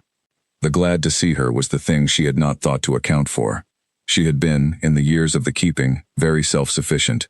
She had built that self-sufficiency deliberately, because she had understood early that she was not going to wait for external things to make her life complete. She would make it complete herself, from the inside out, from her work and her friendships and her own interior life which she maintained with care. She had done this successfully. Her life had been full, but full is not the same as glad. Full describes a container that has reached its capacity. Glad is something else, a quality of orientation towards something, an active state rather than a passive one. She had been full. She was now also glad. She thought about this on a morning when she was running in the cold, and Callum had been awake when she left and had handed her the coffee flask without being asked, because he had noticed she took the flask on cold mornings, and the noticing was such a small thing, and she had thought, this is what being seen looks like from close up. Not the dramatic being seen of large moments, but the continuous small being seen of a person who pays attention. She ran 5 miles with the flask in her hand, and came home and told him about an oyster catcher she had seen on the river path. He told her about oyster catchers, that they mated for life, that they were extraordinarily territorial, that they could live for 40 years. She said she found that genuinely moving. He said he did too. They drank their coffee and the morning did what mornings do, which has become the day. She thought, later, the things that matter most are often the things that are too ordinary to announce themselves. The rum and the yammer, the flask, the oyster catcher, the morning, the ease. 12 years had prepared her for this, in the way that certain kinds of difficulty prepare you for certain kinds of good. You could not have told her that at 22 and had her believe it. But at 33, she believed it completely. The dinner itself had a quality she had not been certain to expect. Ease. Real ease. Not the managed ease of two people being careful with each other, but the ease that comes when everyone in a room is genuinely themselves. Callum and Daniel talked through most of the evening about the overlap between structural engineering and coastal ecology. It was a conversation that started as polite discovery and became genuinely absorbed as they found more common ground than either of them had anticipated. She watched them from across the table, her oldest friend and the person she was building her life with, finding each other interesting, and felt the particular satisfaction of things being not just tolerable, but actively good. Claire sat beside Layla during part of the evening, and they talked about a film and about a street Layla had run past that morning that had undergone a renovation Claire thought was wrong-headed and was right about. They talked the way two people talk when they have already established, quietly and without formality, that they are going to be the kind of friends who disagree productively and like each other better for it. Layla had not permitted herself to imagine this, exactly, not because she had feared it, but because imagining it had seemed presumptuous, had seemed like trying to draft a future that was not yet hers to draft. But here it was, happening, in the way that good things sometimes simply happen when you have done the honest work to get somewhere. They stayed late.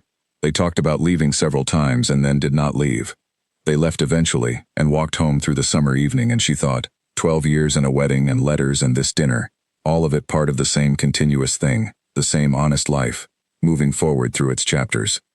The next morning she ran early, in the summer dark that was already warmer than winter dark, and she thought about chapters, about the way a story requires difficult sections to have earned its good ones. Not as a rule.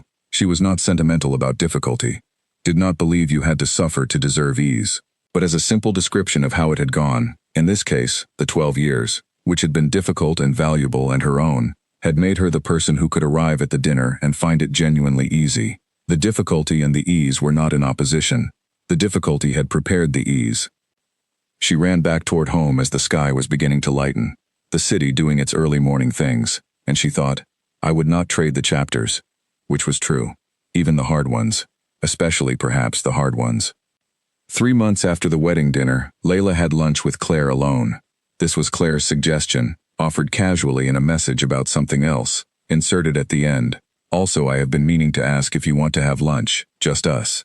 Layla had said yes immediately, which surprised her slightly. Not the yes, but the immediacy of it. She had not had to think about it. The yes had simply been there, ready. They met on a Wednesday, a small restaurant near Claire's studio, the kind that is good without trying to tell you it is good. They sat at a corner table and ordered without consulting each other about it, which told Layla something. Neither of them needed the social machinery of consulting about the menu when they knew what they wanted. Then they talked for 2 hours. Not about Daniel, except briefly in passing.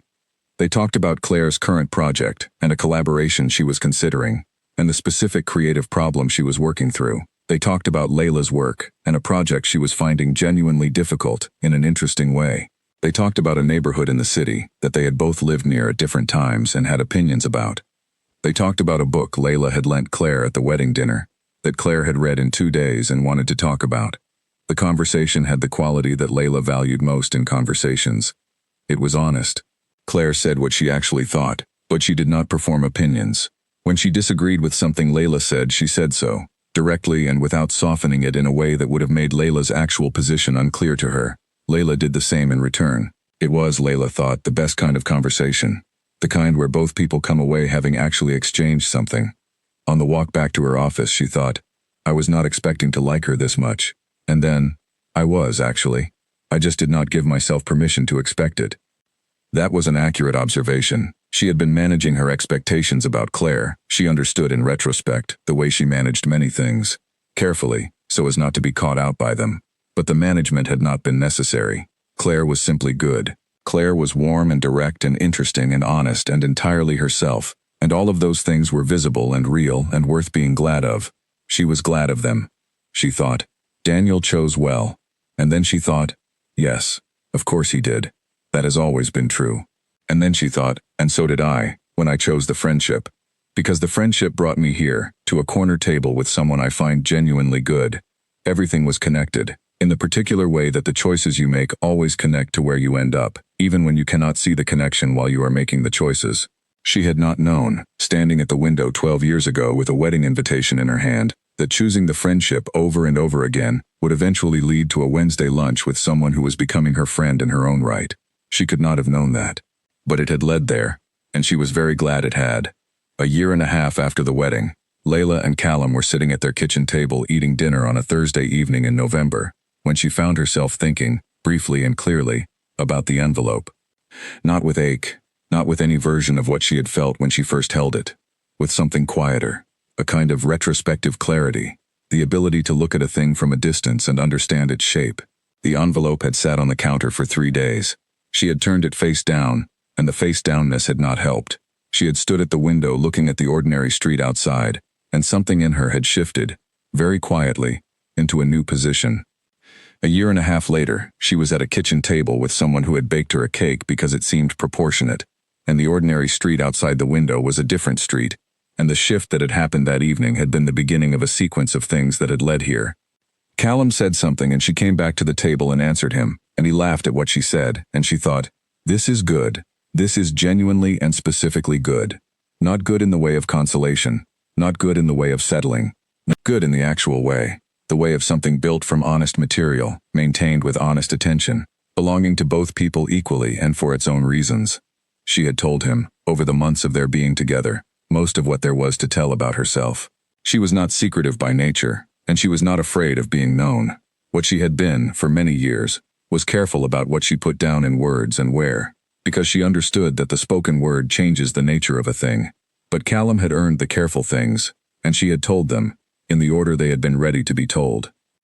He had held all of it in the way she had hoped someone would hold it, with care and without drama, without making any single thing the subject of more attention than it needed. He had not treated the Daniel material as something requiring processing or revisiting. He had held it as information about who she was and how she had built herself over the years, which was what it was. She finished her dinner. They talked about the weekend, a walk they were planning, a friend of his she was becoming fond of, a film she wanted to see and suspected she could persuade him to. They washed up together, which they had developed an efficient and comfortable system for, each person doing the same tasks each time, a small domestic rhythm that had established itself without discussion. Later that evening she sat at the desk in the room with the morning light, hers by the agreement of the first day, and she wrote her mother a letter, an actual letter, because her mother preferred them and because Layla found, these days, that she preferred writing them to emailing, the slower pace of it, the commitment the pen required. She wrote about her work and the project she was finding interesting, and about the half marathon in October, and about the dinner with Daniel and Claire. She wrote about Callum, not at length because her mother had already met him, but specifically, because specific things about people are the truest things, and her mother valued truth in the same way Layla did, which was the inheritance that mattered most. She sealed the letter. She put a stamp on it.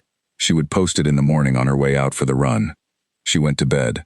She slept well, the way she usually slept now, without the effort it had sometimes taken before.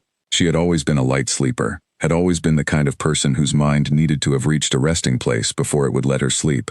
The resting places were more available now. Things were more settled. In the morning she got up before the alarm. This was also usual. She had always been an early riser, but she had been an earlier one lately, which she thought had to do with the runs, When you get up at 6 to run 5 miles in the dark and the cold, your body begins to want to do that, to anticipate it, to be awake before you have asked it to be. She made coffee, stood at the kitchen window with the mug. The east-facing window caught the first light before anything else. And in October, when the light arrived at the angle it arrived at in that season, it made everything briefly and specifically gold. She thought about the year. She thought about the wedding and the 10 weeks that preceded it and the months that followed. She thought about Mara at the far windows. She thought about the letter on the mat. She thought about writing her own letter, the drafts she had done, the precision she had tried for, the envelope she had posted. She thought about 12 years. She thought, the choices I made were the right choices, not because of where they led. She had not known where they would lead, and that was not the point. Because they were the honest choices.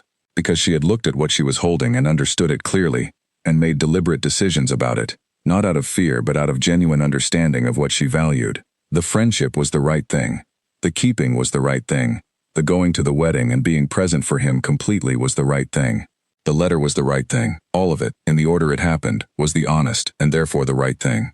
She could look back at the whole span of it and find not a single decision she was ashamed of. That it counted for something. It counted for quite a lot. Callum came into the kitchen and poured coffee and came to stand beside her at the window, which was a habit they had developed. Some mornings they talked. Some mornings they were simply quiet together in the east-facing light, and both kinds of mornings were good. She said, I was thinking about the wedding. He said, Are you all right? She said, Yes. I was thinking that I look back at all of it and I find that I am proud of the choices I made. He said after a moment, I think that is one of the most accurate things I have heard you say about yourself. She looked at him. She said, What do you mean? He said, Most people, when they talk about difficult things they have been through, talk about surviving them. You talk about the choices you made inside them. She thought about that. She said, I think the choices are the thing. Surviving happens anyway. The choices are what you actually did. He said, Yes. And then, Your run is going to be cold this morning. She said, I know. She finished the coffee. She put on her shoes and her jacket. She went out into the November dark and ran. She ran along the river path, which she knew so well she could navigate it without much thought, which meant the run was the thinking kind this morning. She thought about the distinction Callum had named, surviving versus choosing. She had not articulated it quite like that to herself before, but it was accurate. She had never thought of herself as someone who was getting through something. She had thought of herself as someone who was making decisions about something, and the decisions accumulated into a life. She ran 5 miles in the cold and came home with her face cold and her breathing slow, and her mind in the particular order that running produced. She showered. She ate breakfast. She posted the letter to her mother on the way to the tube station. She went to work. The day was ordinary in the best sense, and she solved 2 problems that needed solving, contributed to a meeting in a way that moved it forward rather than sideways, helped a colleague think through an approach to a project. She ate lunch at a real table rather than her desk, which she was trying to do more often. She came home at a reasonable time. Callum was there when she arrived. He had started dinner, which was already ahead of where it would have been if she had started it, which meant it would probably be edible. She poured a glass of water and stood at the counter, and they talked about their respective days with the easy shorthand of 2 people who understand each other's context without needing everything explained. She thought, this is what a day looks like. This ordinary, specific, good day. And the 12 years were behind it, and the wedding was behind it, and the letters were behind it, and none of it was behind her in the sense of being over, or resolved, or done with. It was all still part of her. She carried it the way you carry the things that have made you, not as a weight, not as a scar, just as the material of which a person is constructed. She was constructed well. She had built herself carefully, from honest material, with the particular tools she had always trusted: attention, honesty, the willingness to feel what she felt and choose what she did about it. She was glad of the construction. She sat down to dinner. She ran the half marathon in October, a year after the wedding, and she ran it in under 2 hours, and she had not known she could until she did, which was one of the pleasures of attempting things you have not attempted before. You do not know what you are capable of until you find out. She had found out. It turned out she was capable of more than she had given herself credit for, which is the thing you almost always find out when you actually do the thing, rather than estimate what you might manage. Callum had been at 2 points on the route, and at the finish line. She had not expected him to be at the route itself. At the finish line, yes, she had been told he would be there. At the route, no. When she had seen him at the first point, holding a handwritten sign in a crowd of people with printed signs and balloons. She had laughed, genuinely and without self-consciousness, a laugh that surprised her with its size. He had come to the second point, and then the finish line. At the finish line there was water and a wrapped piece of cake. She had eaten it standing up, with the medal around her neck, with her breathing still slower than normal from the last push, and she had thought, this is what it looks like when someone pays attention. Not the dramatic version of attention, not the version that announces itself, the version that shows up at 2 points on a route with a handwritten sign and comes home the night before and bakes a cake, because it seemed proportionate. The version that is woven into the ordinary texture of days rather than concentrated in large gestures. She had known the large gesture version of love, or something adjacent to it, for 12 years. The kind of love that exists as a significant fact inside you without being able to express itself outward, which gives it a particular quality of intensity because it has nowhere to go. It remains inside, undiluted. She had known that kind. And she was learning the other kind, the kind that can express itself, the kind that finds ordinary forms and makes them specific. The handwritten sign, the cake, the morning coffee, the unhurried attention. This kind was, she was finding, less intense in the concentrated way, and more pervasive. It showed up everywhere. It was in the system they had developed for the shopping, and the way he said her name when he called to her from the other room, and the particular ease of being in a space together that was shared, rather than occupied by one person and visited by another. She was learning it. It was a different kind of learning than she was accustomed to, not intellectual, not strategic, simply the gradual education of being in something and paying attention to it. She was paying attention. On the walk home from the finish line, she thought about the version of herself at 22 who had first put the thing in the room. That version of herself had not known this was possible, not because she had believed it was impossible, but because she had not been looking in this direction. She had been looking at what she had and deciding how to keep it. She had not been looking at what might come. What came, it turned out, was worth arriving at. She was glad she had taken the long road to it, not because the long road was necessary. She would not have designed the 12 years deliberately. She was not sentimental about difficulty for its own sake, but because the long road had made her who she was arriving here, and who she was arriving here was someone she could be glad of. That was the whole of it, really. She was glad of who she was. That was not a small thing.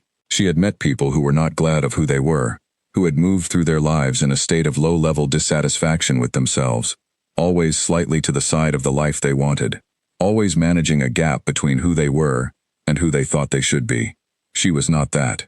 She had not been that, for a long time. She had built herself from honest material. She had done the honest things. She had arrived here. Callum said, "What are you thinking about?" She said, 12 years. He said, "And?" She said, "And I am glad of all of it." He said, "Good." They walked the rest of the way home without talking, in the comfortable quiet of people who do not need to fill everything with words, and the autumn city moved around them in its ordinary and specific and beautiful way. She thought about the half marathon in the days after running it, not about the race itself but about the month of training that had preceded it. She had not called it training. She had simply been running, as she always ran, but with a different quality of intention, a different awareness of what she was building toward. She had noticed things in that month that she had not noticed in 4 years of running the same routes. She had noticed the progression, the way what was hard became easier, the way the body adapted, the way the end of a run that had once required everything she had became, with repetition, something she could do with something left over. She had noticed how the adaptation worked, not through will, exactly. Will alone was not sufficient. It required the doing, the repeated actual doing, and then the body adjusted to what the doing required. This was, she thought, also how the 12 years had worked. Not through will, through the repeated actual doing, day after day, the maintenance of the interior room, the returning to it, the acknowledging and the arranging, over and over until the work became, if not easy, then something she could do with something left over. The adaptation, the body, or the self, or whatever the right word was for the thing that maintains itself over time, adjusting to what the doing required. She had become very good at the doing, and then she had arrived here, at the half marathon, at the flat with Callum, at the life, with something left over, with resources she had not exhausted, with herself still available to her, still capable of growth, still running every morning in the dark and finding it clarifying. She thought, I did not use myself up. That was what I was most afraid of, she realized. Not that the keeping would fail, or that the friendship would break, or that she would say the wrong thing at the wrong moment. What she had been most afraid of, underneath everything, was that she would use herself up, that the work of the maintaining would cost more than she had, and she would arrive somewhere and find she had nothing left. She had not used herself up.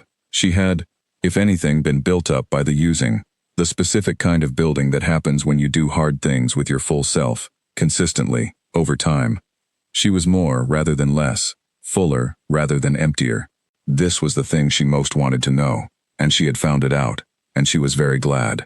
She ran another 5 miles the next morning, just because she could, just because the morning was good and her legs were willing, and the river was there, moving in the early light, and she had things to think about.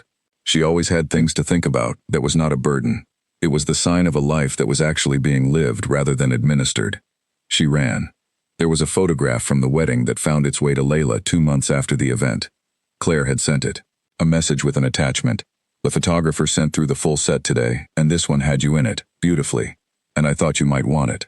Layla had opened the attachment at her desk at work, on an otherwise ordinary Wednesday afternoon, and had looked at the photograph for a long time.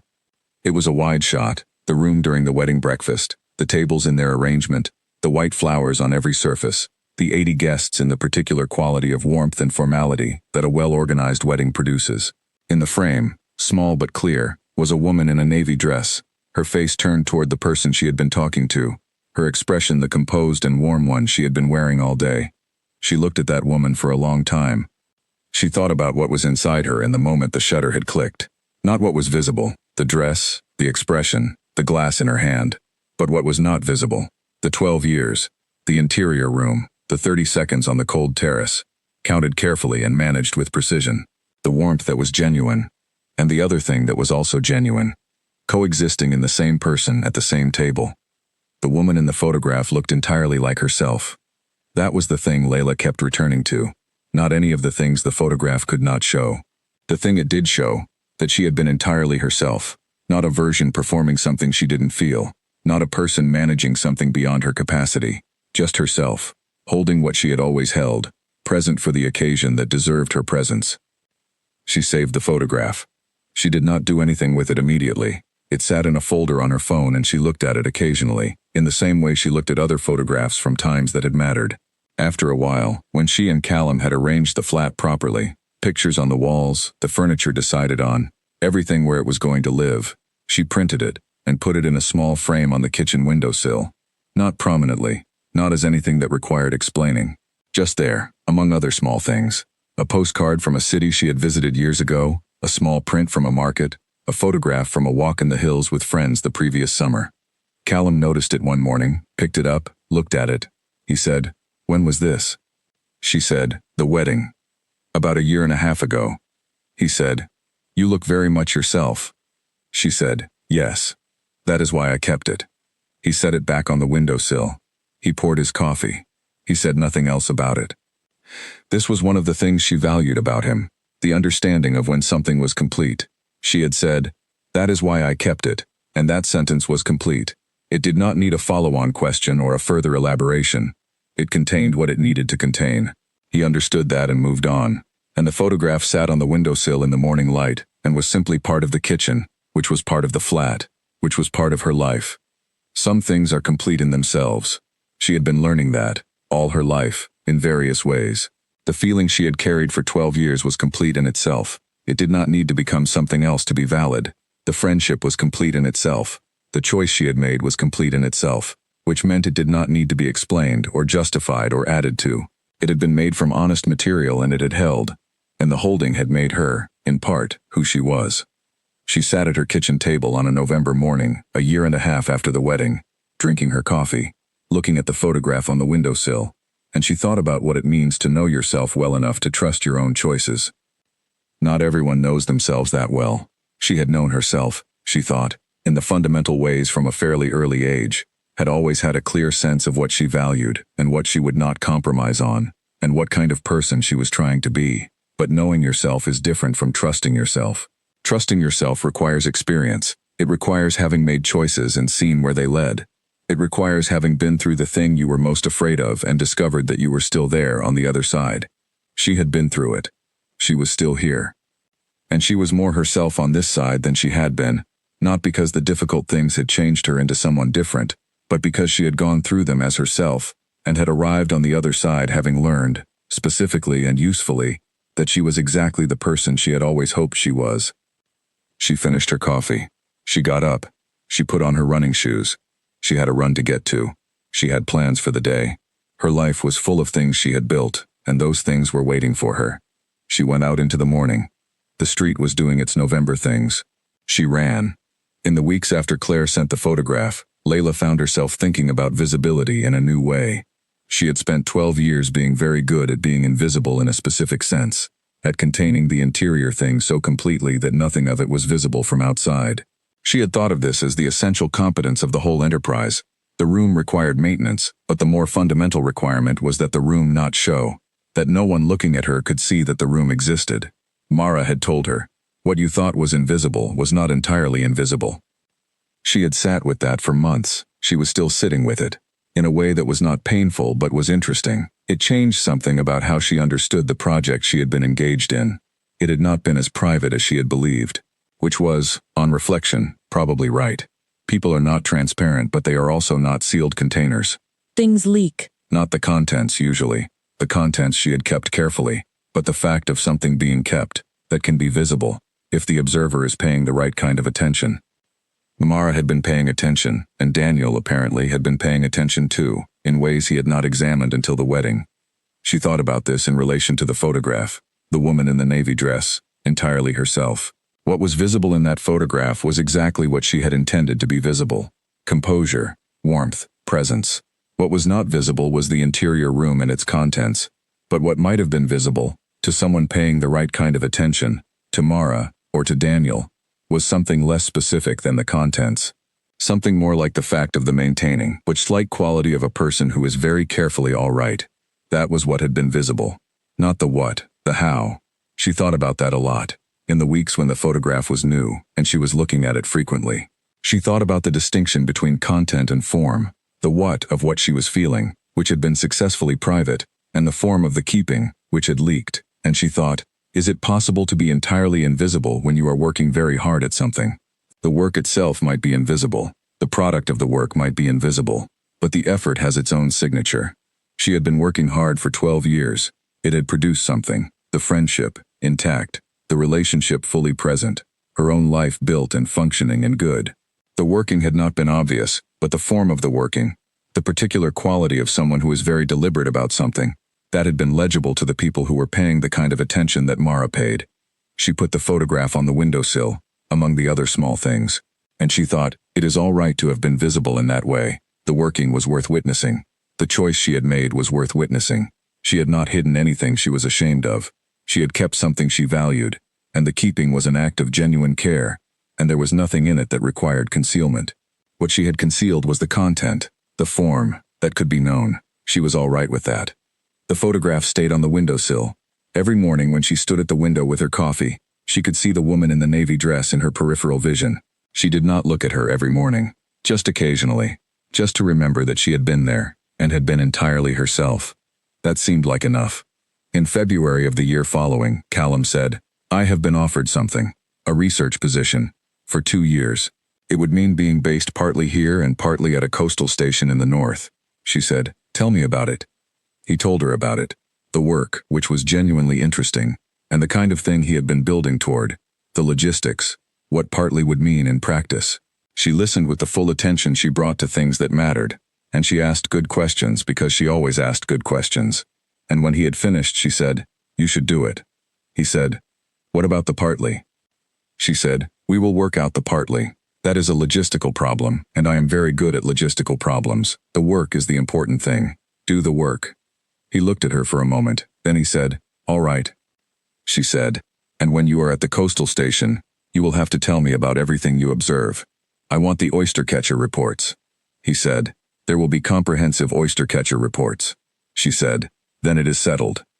He laughed, and she laughed, and the thing was settled, and the logistics were worked out over the following weeks, and the arrangement was made, and it worked, because they were both people who took what was important seriously, and dealt with what was merely complicated as a practical matter, rather than an emotional one. She had learned, through 12 years and a wedding and letters and everything after, the difference between the important and the merely complicated. The distinction had always been available to her, but the 12 years had sharpened it considerably. The important things, honesty, choice, presence, the merely complicated, everything else, including almost everything that presented itself as important and was not. She had not told many people about the 12 years, in their full complexity. She had told Callum. She had told Nina. She had told no one else, partly because it was not a story she needed to broadcast and partly because some experiences are intimate in a particular way, not secret, not shameful, but belonging to the interior of a person in the way that only the person and one or two trusted others can fully hold. But the fact of telling Callum and Nina had changed something about the weight of the carrying. The interior room, she had discovered, becomes less demanding when it is known to exist, even if its contents remain inside. Just the fact of someone else knowing, there is a room. There is something in it. She has been keeping it carefully for 12 years. That was enough. The contents could stay where they were. The room could stay, but the keeping was no longer entirely solitary.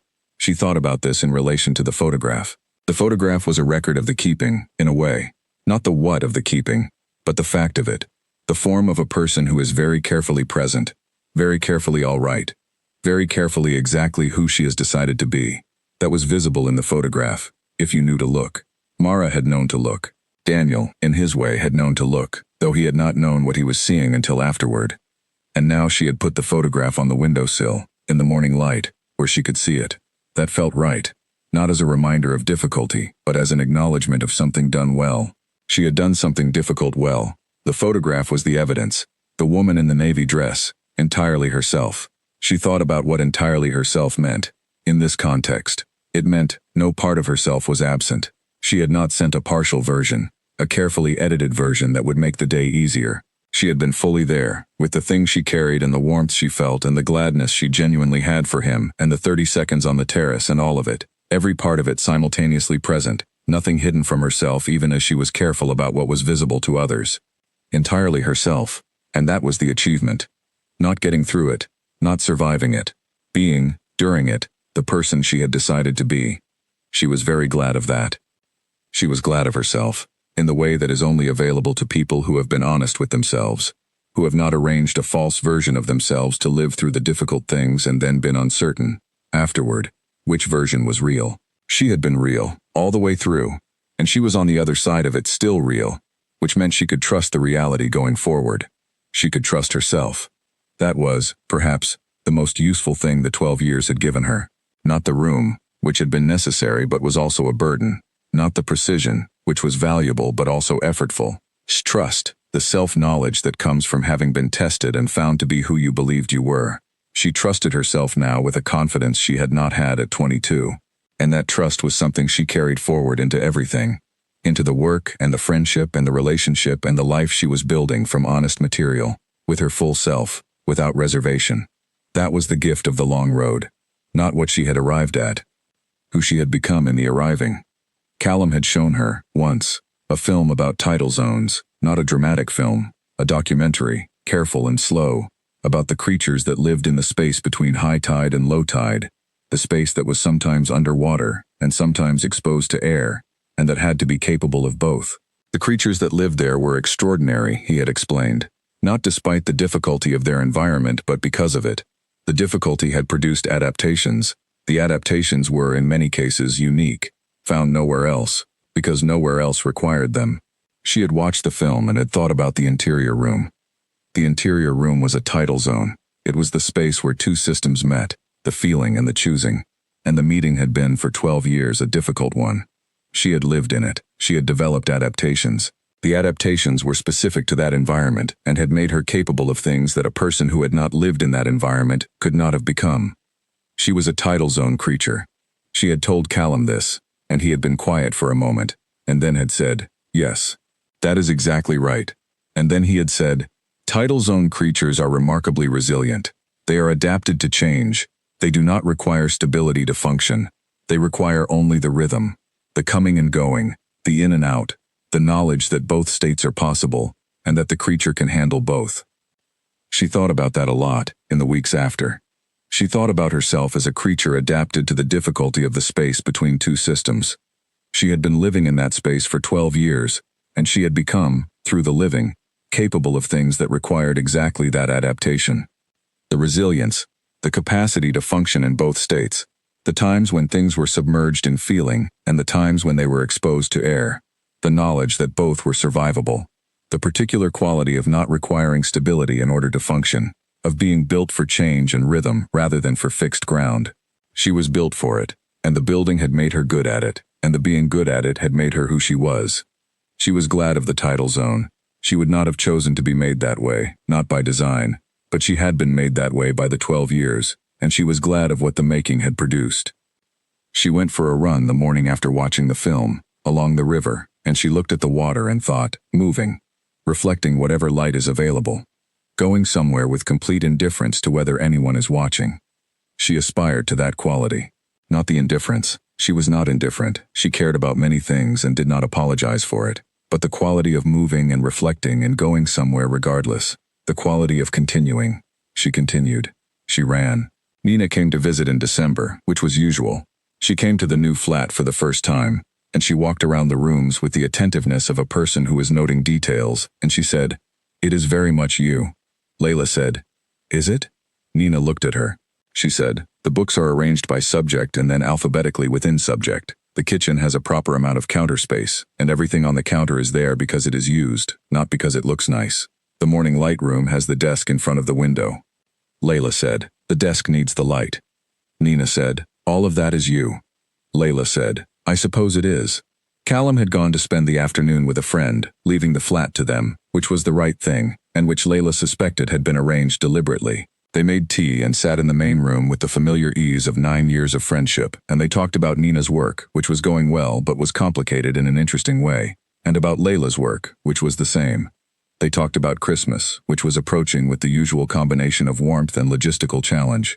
They talked about the things that two people who have known each other for 9 years talk about, the ongoing conversations that have been running for years, that pick up naturally wherever they were last left. At a certain point, Nina said, "How are you?"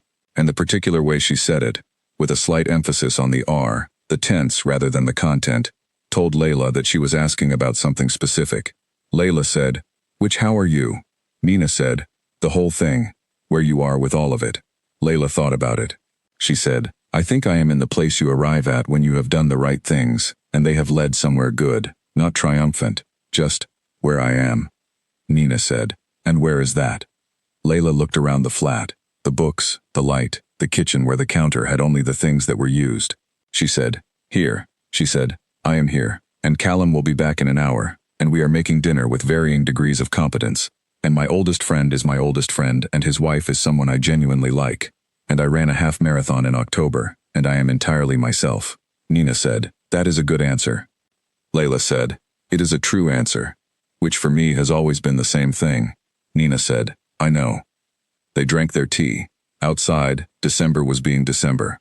Gray and cold and faintly anticipatory of the season it was about to produce. The flat was warm. Nina said, "I want to ask you something, and you can tell me if you don't want to answer it." Layla said, "Ask."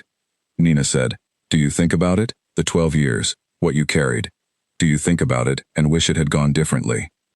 Layla was quiet for a moment. She was giving the question the respect it deserved. She said, "I think about it, but wish it had gone differently. No, I don't think that. The choices I made were the right choices for the situation I was in. I don't regret them. And the thing I carried," she paused, "the thing I carried is part of who I am. It made me more careful about certain things, more honest about them. I don't regret carrying it." Nina said, "Even knowing what you know now, about him keeping something too?"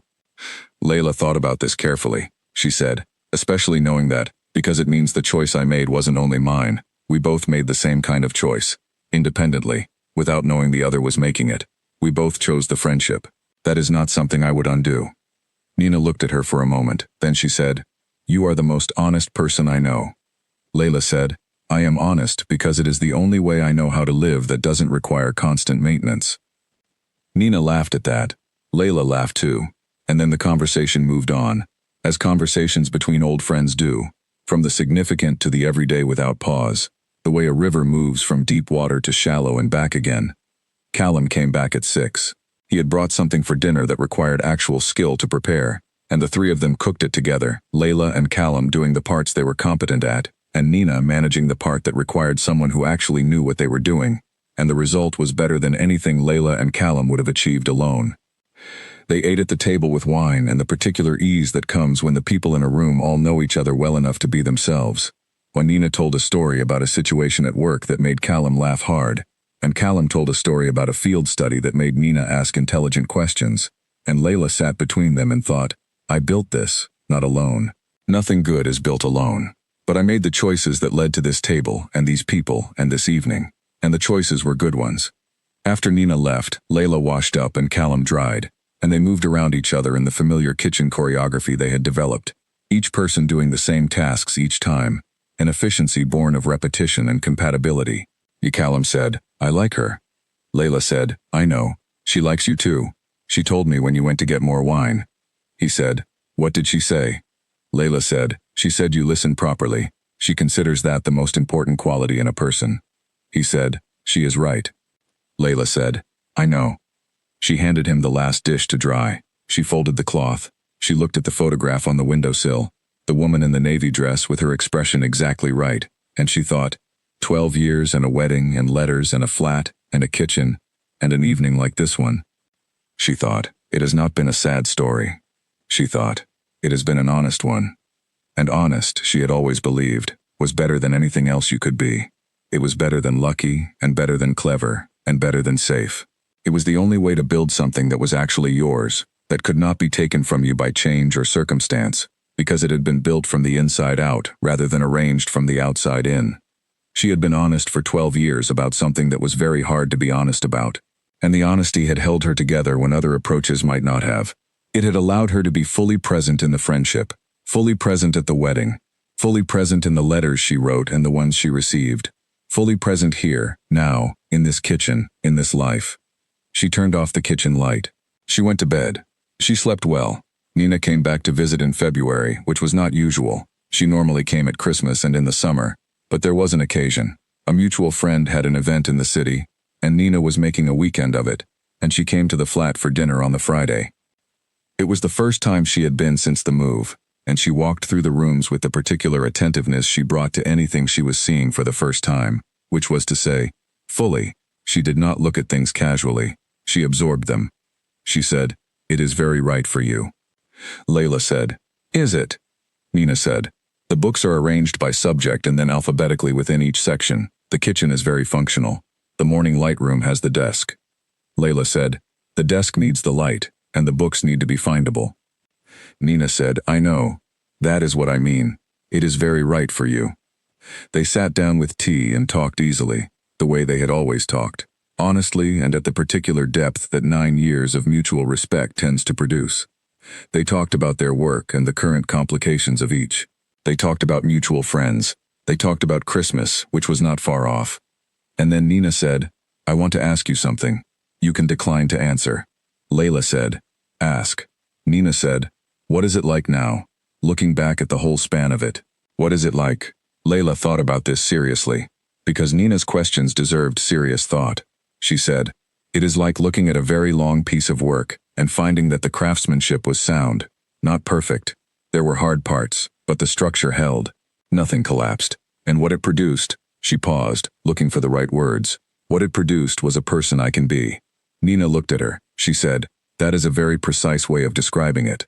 Layla said, I am a precise person. Nina said, I know. I have always thought that your precision was one of the things that let you do what you did. Most people in that situation would have been imprecise. They would have let the feeling go somewhere it did not belong, or they would have suppressed it entirely and become rigid. You did neither. You were precise about it. Layla said, I was precise because the alternative was to be dishonest, and I have always found dishonesty unsustainable. It requires too much maintenance. Nina laughed. She said, you once told me that the interior room required maintenance, so you traded one maintenance for another. Layla said, I traded a maintenance that cost me something for a maintenance that made me something. That seems like a reasonable trade. They looked at each other, and then they both laughed, because Layla had said it with the dry precision that she sometimes deployed on herself, and Nina had been waiting for it. Callum came home during the cooking and was introduced to Nina properly for the first time, though they had spoken briefly before, and the introduction went the way Layla had expected, easily. Nina liked people who were genuine, and Callum was genuinely himself, which was visible within about 5 minutes of meeting him. He liked people who were honest, and Nina was constitutionally incapable of being anything else. They ate dinner together, something Nina cooked, which was significantly better than anything Layla and Callum would have managed. And the evening had the quality of evenings that bring the right people together at the right time. Warm, easy, various. Each combination of two people different, but all of them good. After Nina left, Layla and Callum were quiet together in the post-dinner way, and she thought about what Nina had said. The craftsmanship was sound. She had used that word herself, she realized. Craftsmanship. It was the right word. What she had done, over 12 years, was not merely endure or suppress or manage in the hollow sense. It had been a kind of craft, the careful shaping of a situation into something livable and good, the maintenance of quality in the work, the attention to what mattered, and the subordination of what did not. It had taken skill. She had developed the skill, and the skill had made her who she was. She was glad of who she was. Callum said, "She is remarkable." Layla said, "Yes. I have known her for 9 years, and she continues to be remarkable." He said, "Did it help?" Telling her. Layla said, "It helped because she confirmed what I already believed. Sometimes you need the outside to say the inside back to you." He said, "What did she confirm?" Layla said, "That the choices were good, that the structure held, that what it produced was worthwhile." He was quiet for a moment. Then he said, "I could have told you that." She said, "You did tell me. But she has 9 years of knowing me from before. That is different evidence, and different evidence is useful." He said, "Yes, I suppose it is." They went to bed. She slept well. In the particular way she slept well now. Without effort. Without the machinery that used to be required to quieten the mind before it would let her rest. The mind was quieter. It had what it needed. It did not go looking for things it was not sure of. She woke the next morning before the alarm and lay in the early light and thought, "This is what having made good choices feels like. Not triumphant, not resolved in some dramatic sense. Just settled. The particular settledness of a structure that has been built from good material and is bearing its weight without strain." She was bearing her weight without strain. She thought that was, in the end, the best possible description of where she had arrived. There was a particular kind of conversation that Nina and Layla had always been able to have, which was the kind where both people said what they actually meant, without softening it for the other's comfort, because both of them had decided long ago that the other could handle the truth and preferred it. Nina said, "During that December visit, I think the reason you managed it for 12 years is that you never pretended to yourself that it was not what it was. A lot of people in your situation would have decided that the feeling was not real, or was smaller than it was, or would tell themselves a story about it that made it easier. You did not do that." Layla said, "No, I always knew what it was." Nina said, "And you chose what you did anyway." Layla said, "Yes." Nina said, "That is the part I find remarkable, not the keeping. The knowing what you were keeping and choosing to keep it anyway, for the reason you chose." Layla said, "The friendship was worth it." Nina said, "Yes, but knowing that and believing it and living by it, consistently, for 12 years, those are different things." Layla thought about that. She said, "I think the knowing and the believing were what made the living by it possible. If I had been uncertain about whether the friendship was worth it, I could not have maintained the room. The maintenance required clarity about the value of what I was maintaining it for." Nina said, "You are very clear about what you value." Layla said, "I try to be. It makes everything else simpler." Nina said, "Most people do not find it simple." Layla said, "I did not say it was simple. I said being clear about what you value makes everything else simpler, which is not the same thing." Nina said, "No, you are right. It is not the same thing." They were quiet for a moment. Outside, December was pressing its particular gray against the windows. Nina said, "Are you happy?" Layla considered the word. She said, "I think happy is a word for a moment. I am consistently glad, which is better than happy, in my opinion. Happy is a state. Glad is an orientation." Nina said, "An orientation toward what?" Layla said, "Toward the life I actually have, which is good. Which is specifically, concretely, actually good. And I can see that it is good, which means I am oriented toward it accurately, rather than through a wish for it to be different." Nina said, "That is happiness." Layla said, "Then yes, I am happy." She meant it entirely. She had been honest for 12 years about something difficult, and it had made her honest about everything, and the honesty had made her able to see what she actually had, and what she actually had was good. That was the whole sequence. That was the complete story. She was glad she had lived it. She was glad she had been honest inside it. She was glad of all of it, in the way that only honest people can be glad, cleanly, without qualification, without the muddying of things unsaid or truths evaded. Just glad, all the way through. On a February morning of the year after the wedding year, Layla stood at the east-facing kitchen window with her coffee and watched the light change. It was just past 7. The street below was quiet in the way February streets are quiet at that hour. The dark not fully lifted yet, the cold keeping people inside for a few minutes longer than they might otherwise stay. The sky was doing something complicated in the east, layers of blue-gray and pale gold, the particular combination that February produces when it is deciding whether to be bleak or beautiful and has not yet chosen. She had been thinking about the river. She had run along the river path that morning, as she ran most mornings, and there had been a moment near the halfway point where the path curved and the city opened up briefly, and she had seen the river in the early light and stopped, which she rarely did on runs, and looked at it. It was doing what rivers do regardless of who is watching, moving, reflecting whatever light was available, going somewhere with complete indifference to the fact of being observed. She had stood there for perhaps 30 seconds and looked at it. She had thought about the coastal systems Callum studied, the transition zones between land and water, where the most interesting ecological things happen. She had thought about him that morning at the tide line of something, at a place where two different systems were meeting, and what resulted from the meeting was its own particular kind of life. She had found that image useful. She had turned it over in her mind on the second half of the run, the way you turn over an image that has arrived unexpectedly and seems to be saying something worth listening to. She was at the tide line of something. She had been for a while now. The 12 years were behind her. Not gone, not erased, not something she was moving away from, because you do not move away from the things that have made you. But she was at a different point in relation to them than she had been. She had perspective that she had not had while she was inside the long duration of the keeping. She could see the shape of it now, from where she was standing. The shape was not sad. That was the thing she kept arriving at, from different angles, over and over, and it continued to be true each time. The shape was not sad. It was complicated, and it had weight, and it had required things of her that were significant. But sad was not the right word for it. Sad was for things that were only sad. This was not only anything, it was multiple things simultaneously, the way all real things are multiple things, and the multiplicity was the truth of it. She had felt something for 12 years that she had kept with care and not regretted. She had kept a friendship that was one of the best things in her life, and it was still one of the best things in her life. She had gone to a wedding and been fully present for it, and managed the hardest moments with integrity. She had received a letter that confirmed she had not been entirely alone, and she had written back a letter that was precisely honest, and she had let the confirmation change the quality of what she carried, without requiring it to change what she had decided. And then she had kept going. That was the whole of it, when you said it simply. She had kept going, into the life that was available to her, which was different from the life she might have imagined at 22 or 25, and which was genuinely good. Callum came into the kitchen, poured coffee, came to stand beside her at the window. This was the habit that had established itself without discussion. The morning, the window, the east-facing light. Some mornings they talked, some mornings they were quiet. Both were comfortable. She said, "I stopped on the run this morning, at the river." He said, "What did you see?"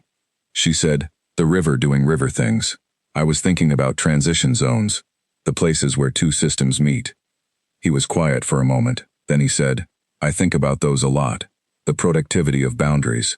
More happens at the edges of systems than in their centers." She said, "I know, you have told me this." He said, "And you continue to find it useful as a metaphor." She said, "I find most things you tell me useful. You should be aware of that." He said, "I am aware of it. I try to maintain quality accordingly." She looked at the street below the window, which was waking up now, the first people appearing on the pavement with the purposeful walk of people who have somewhere to be. She thought about edges, about the place she had always lived, if she was honest about it, not in the comfortable interior but at the boundary of things, where the complicated meetings happened.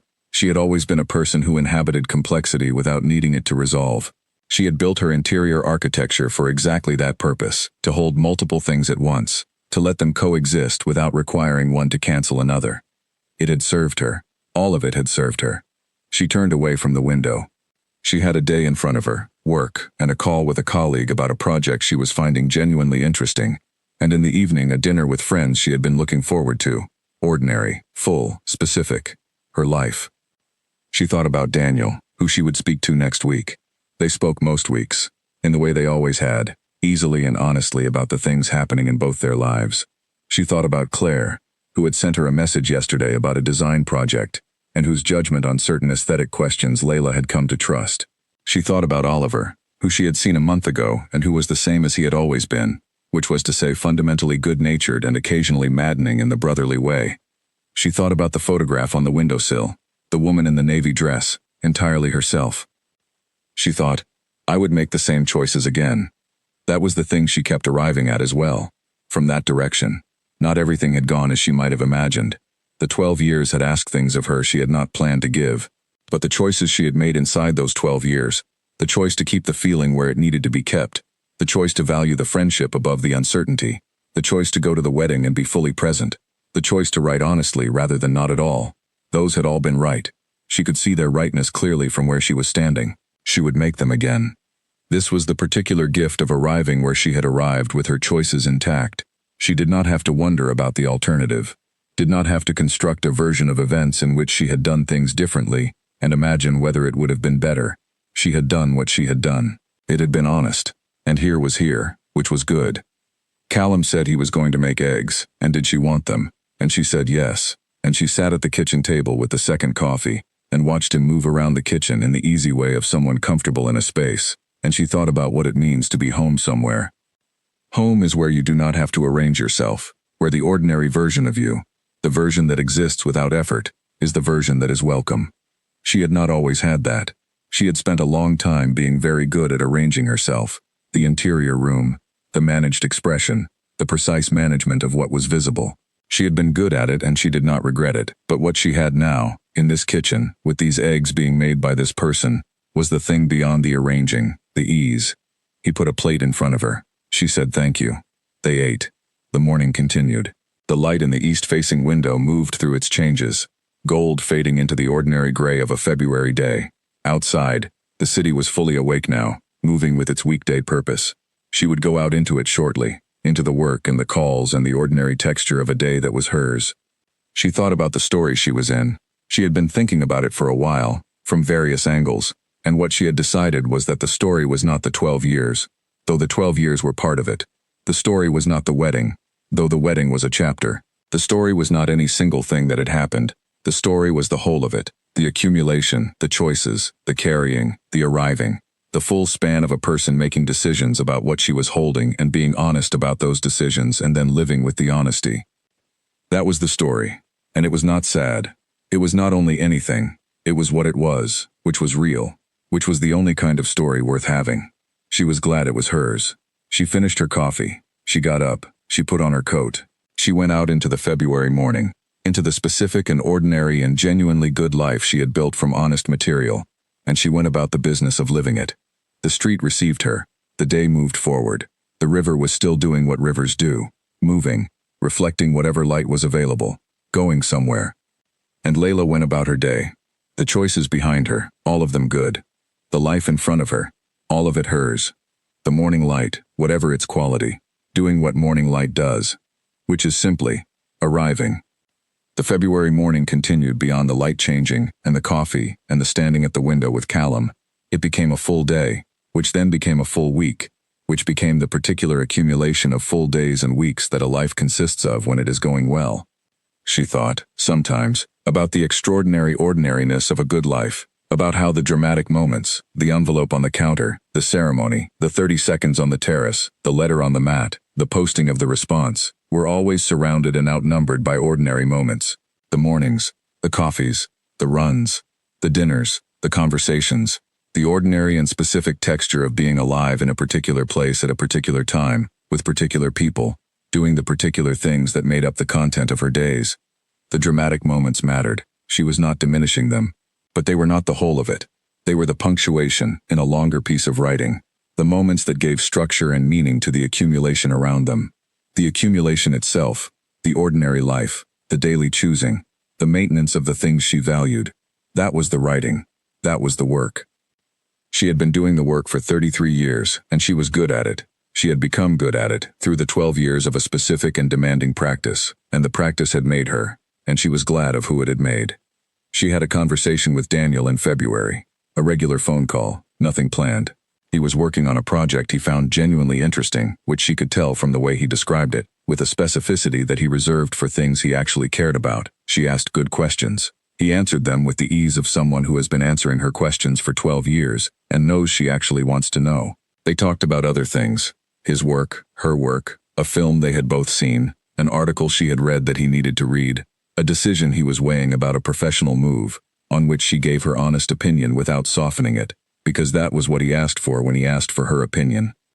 They talked for an hour. The conversation felt exactly like the conversations they had always had, easy and honest and mutual. Two people who knew each other well enough to say the real things without negotiating toward them. It felt like 12 years of friendship. It felt like what it was. When they hung up, she stood for a moment in the afternoon quiet of the flat.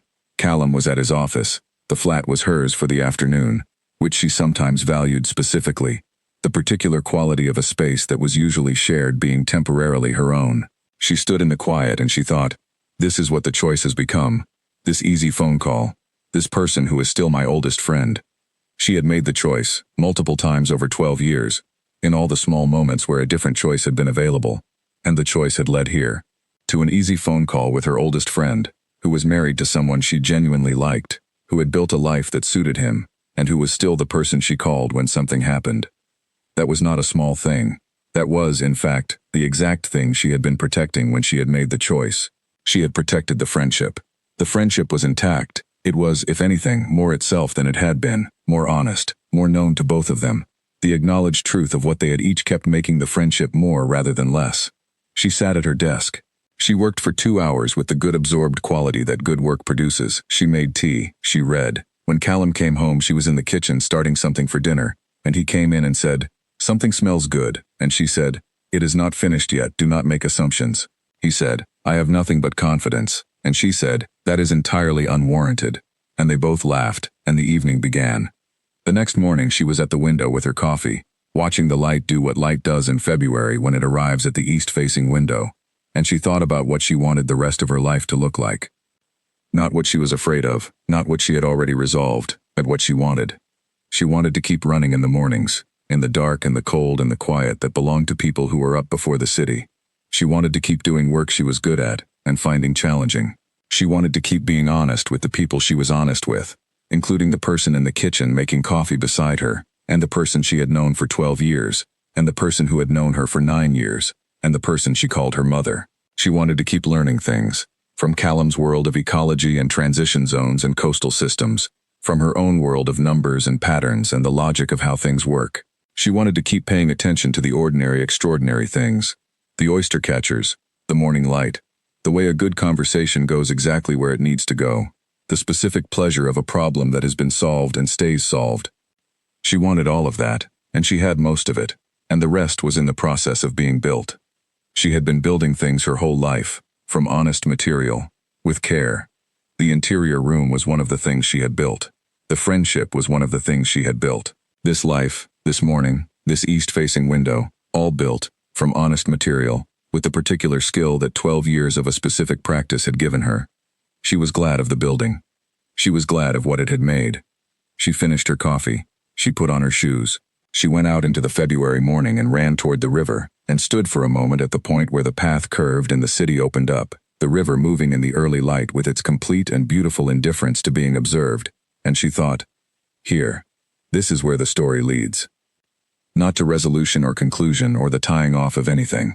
Just here, this specific morning, this specific river, this specific woman who has made 12 years of honest choices and arrived, intact and glad and entirely herself, at the only place a person can ever actually be, the present moment, with all of it behind her and all of it, still, entirely hers. She turned and ran back toward home. The morning was doing what mornings do, which is arriving, always, into the life that is available if you are honest enough to see it. She could see it. She ran.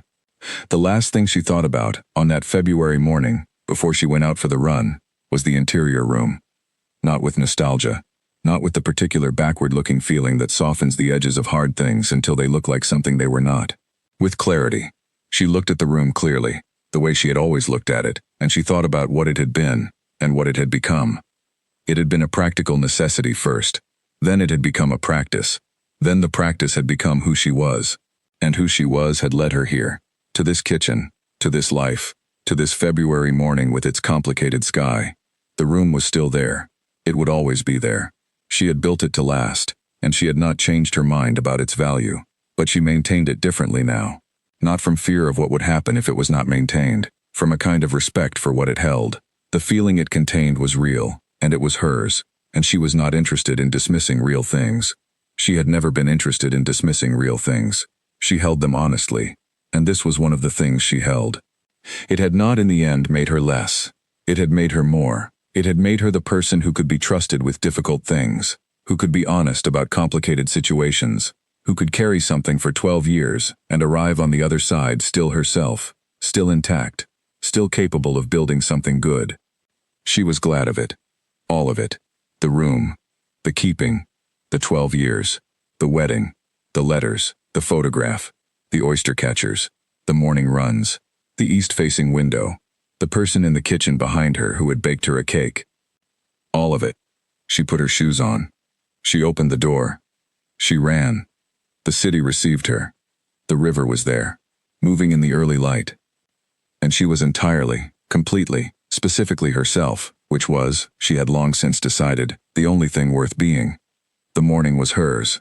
The life was hers. And she ran toward it.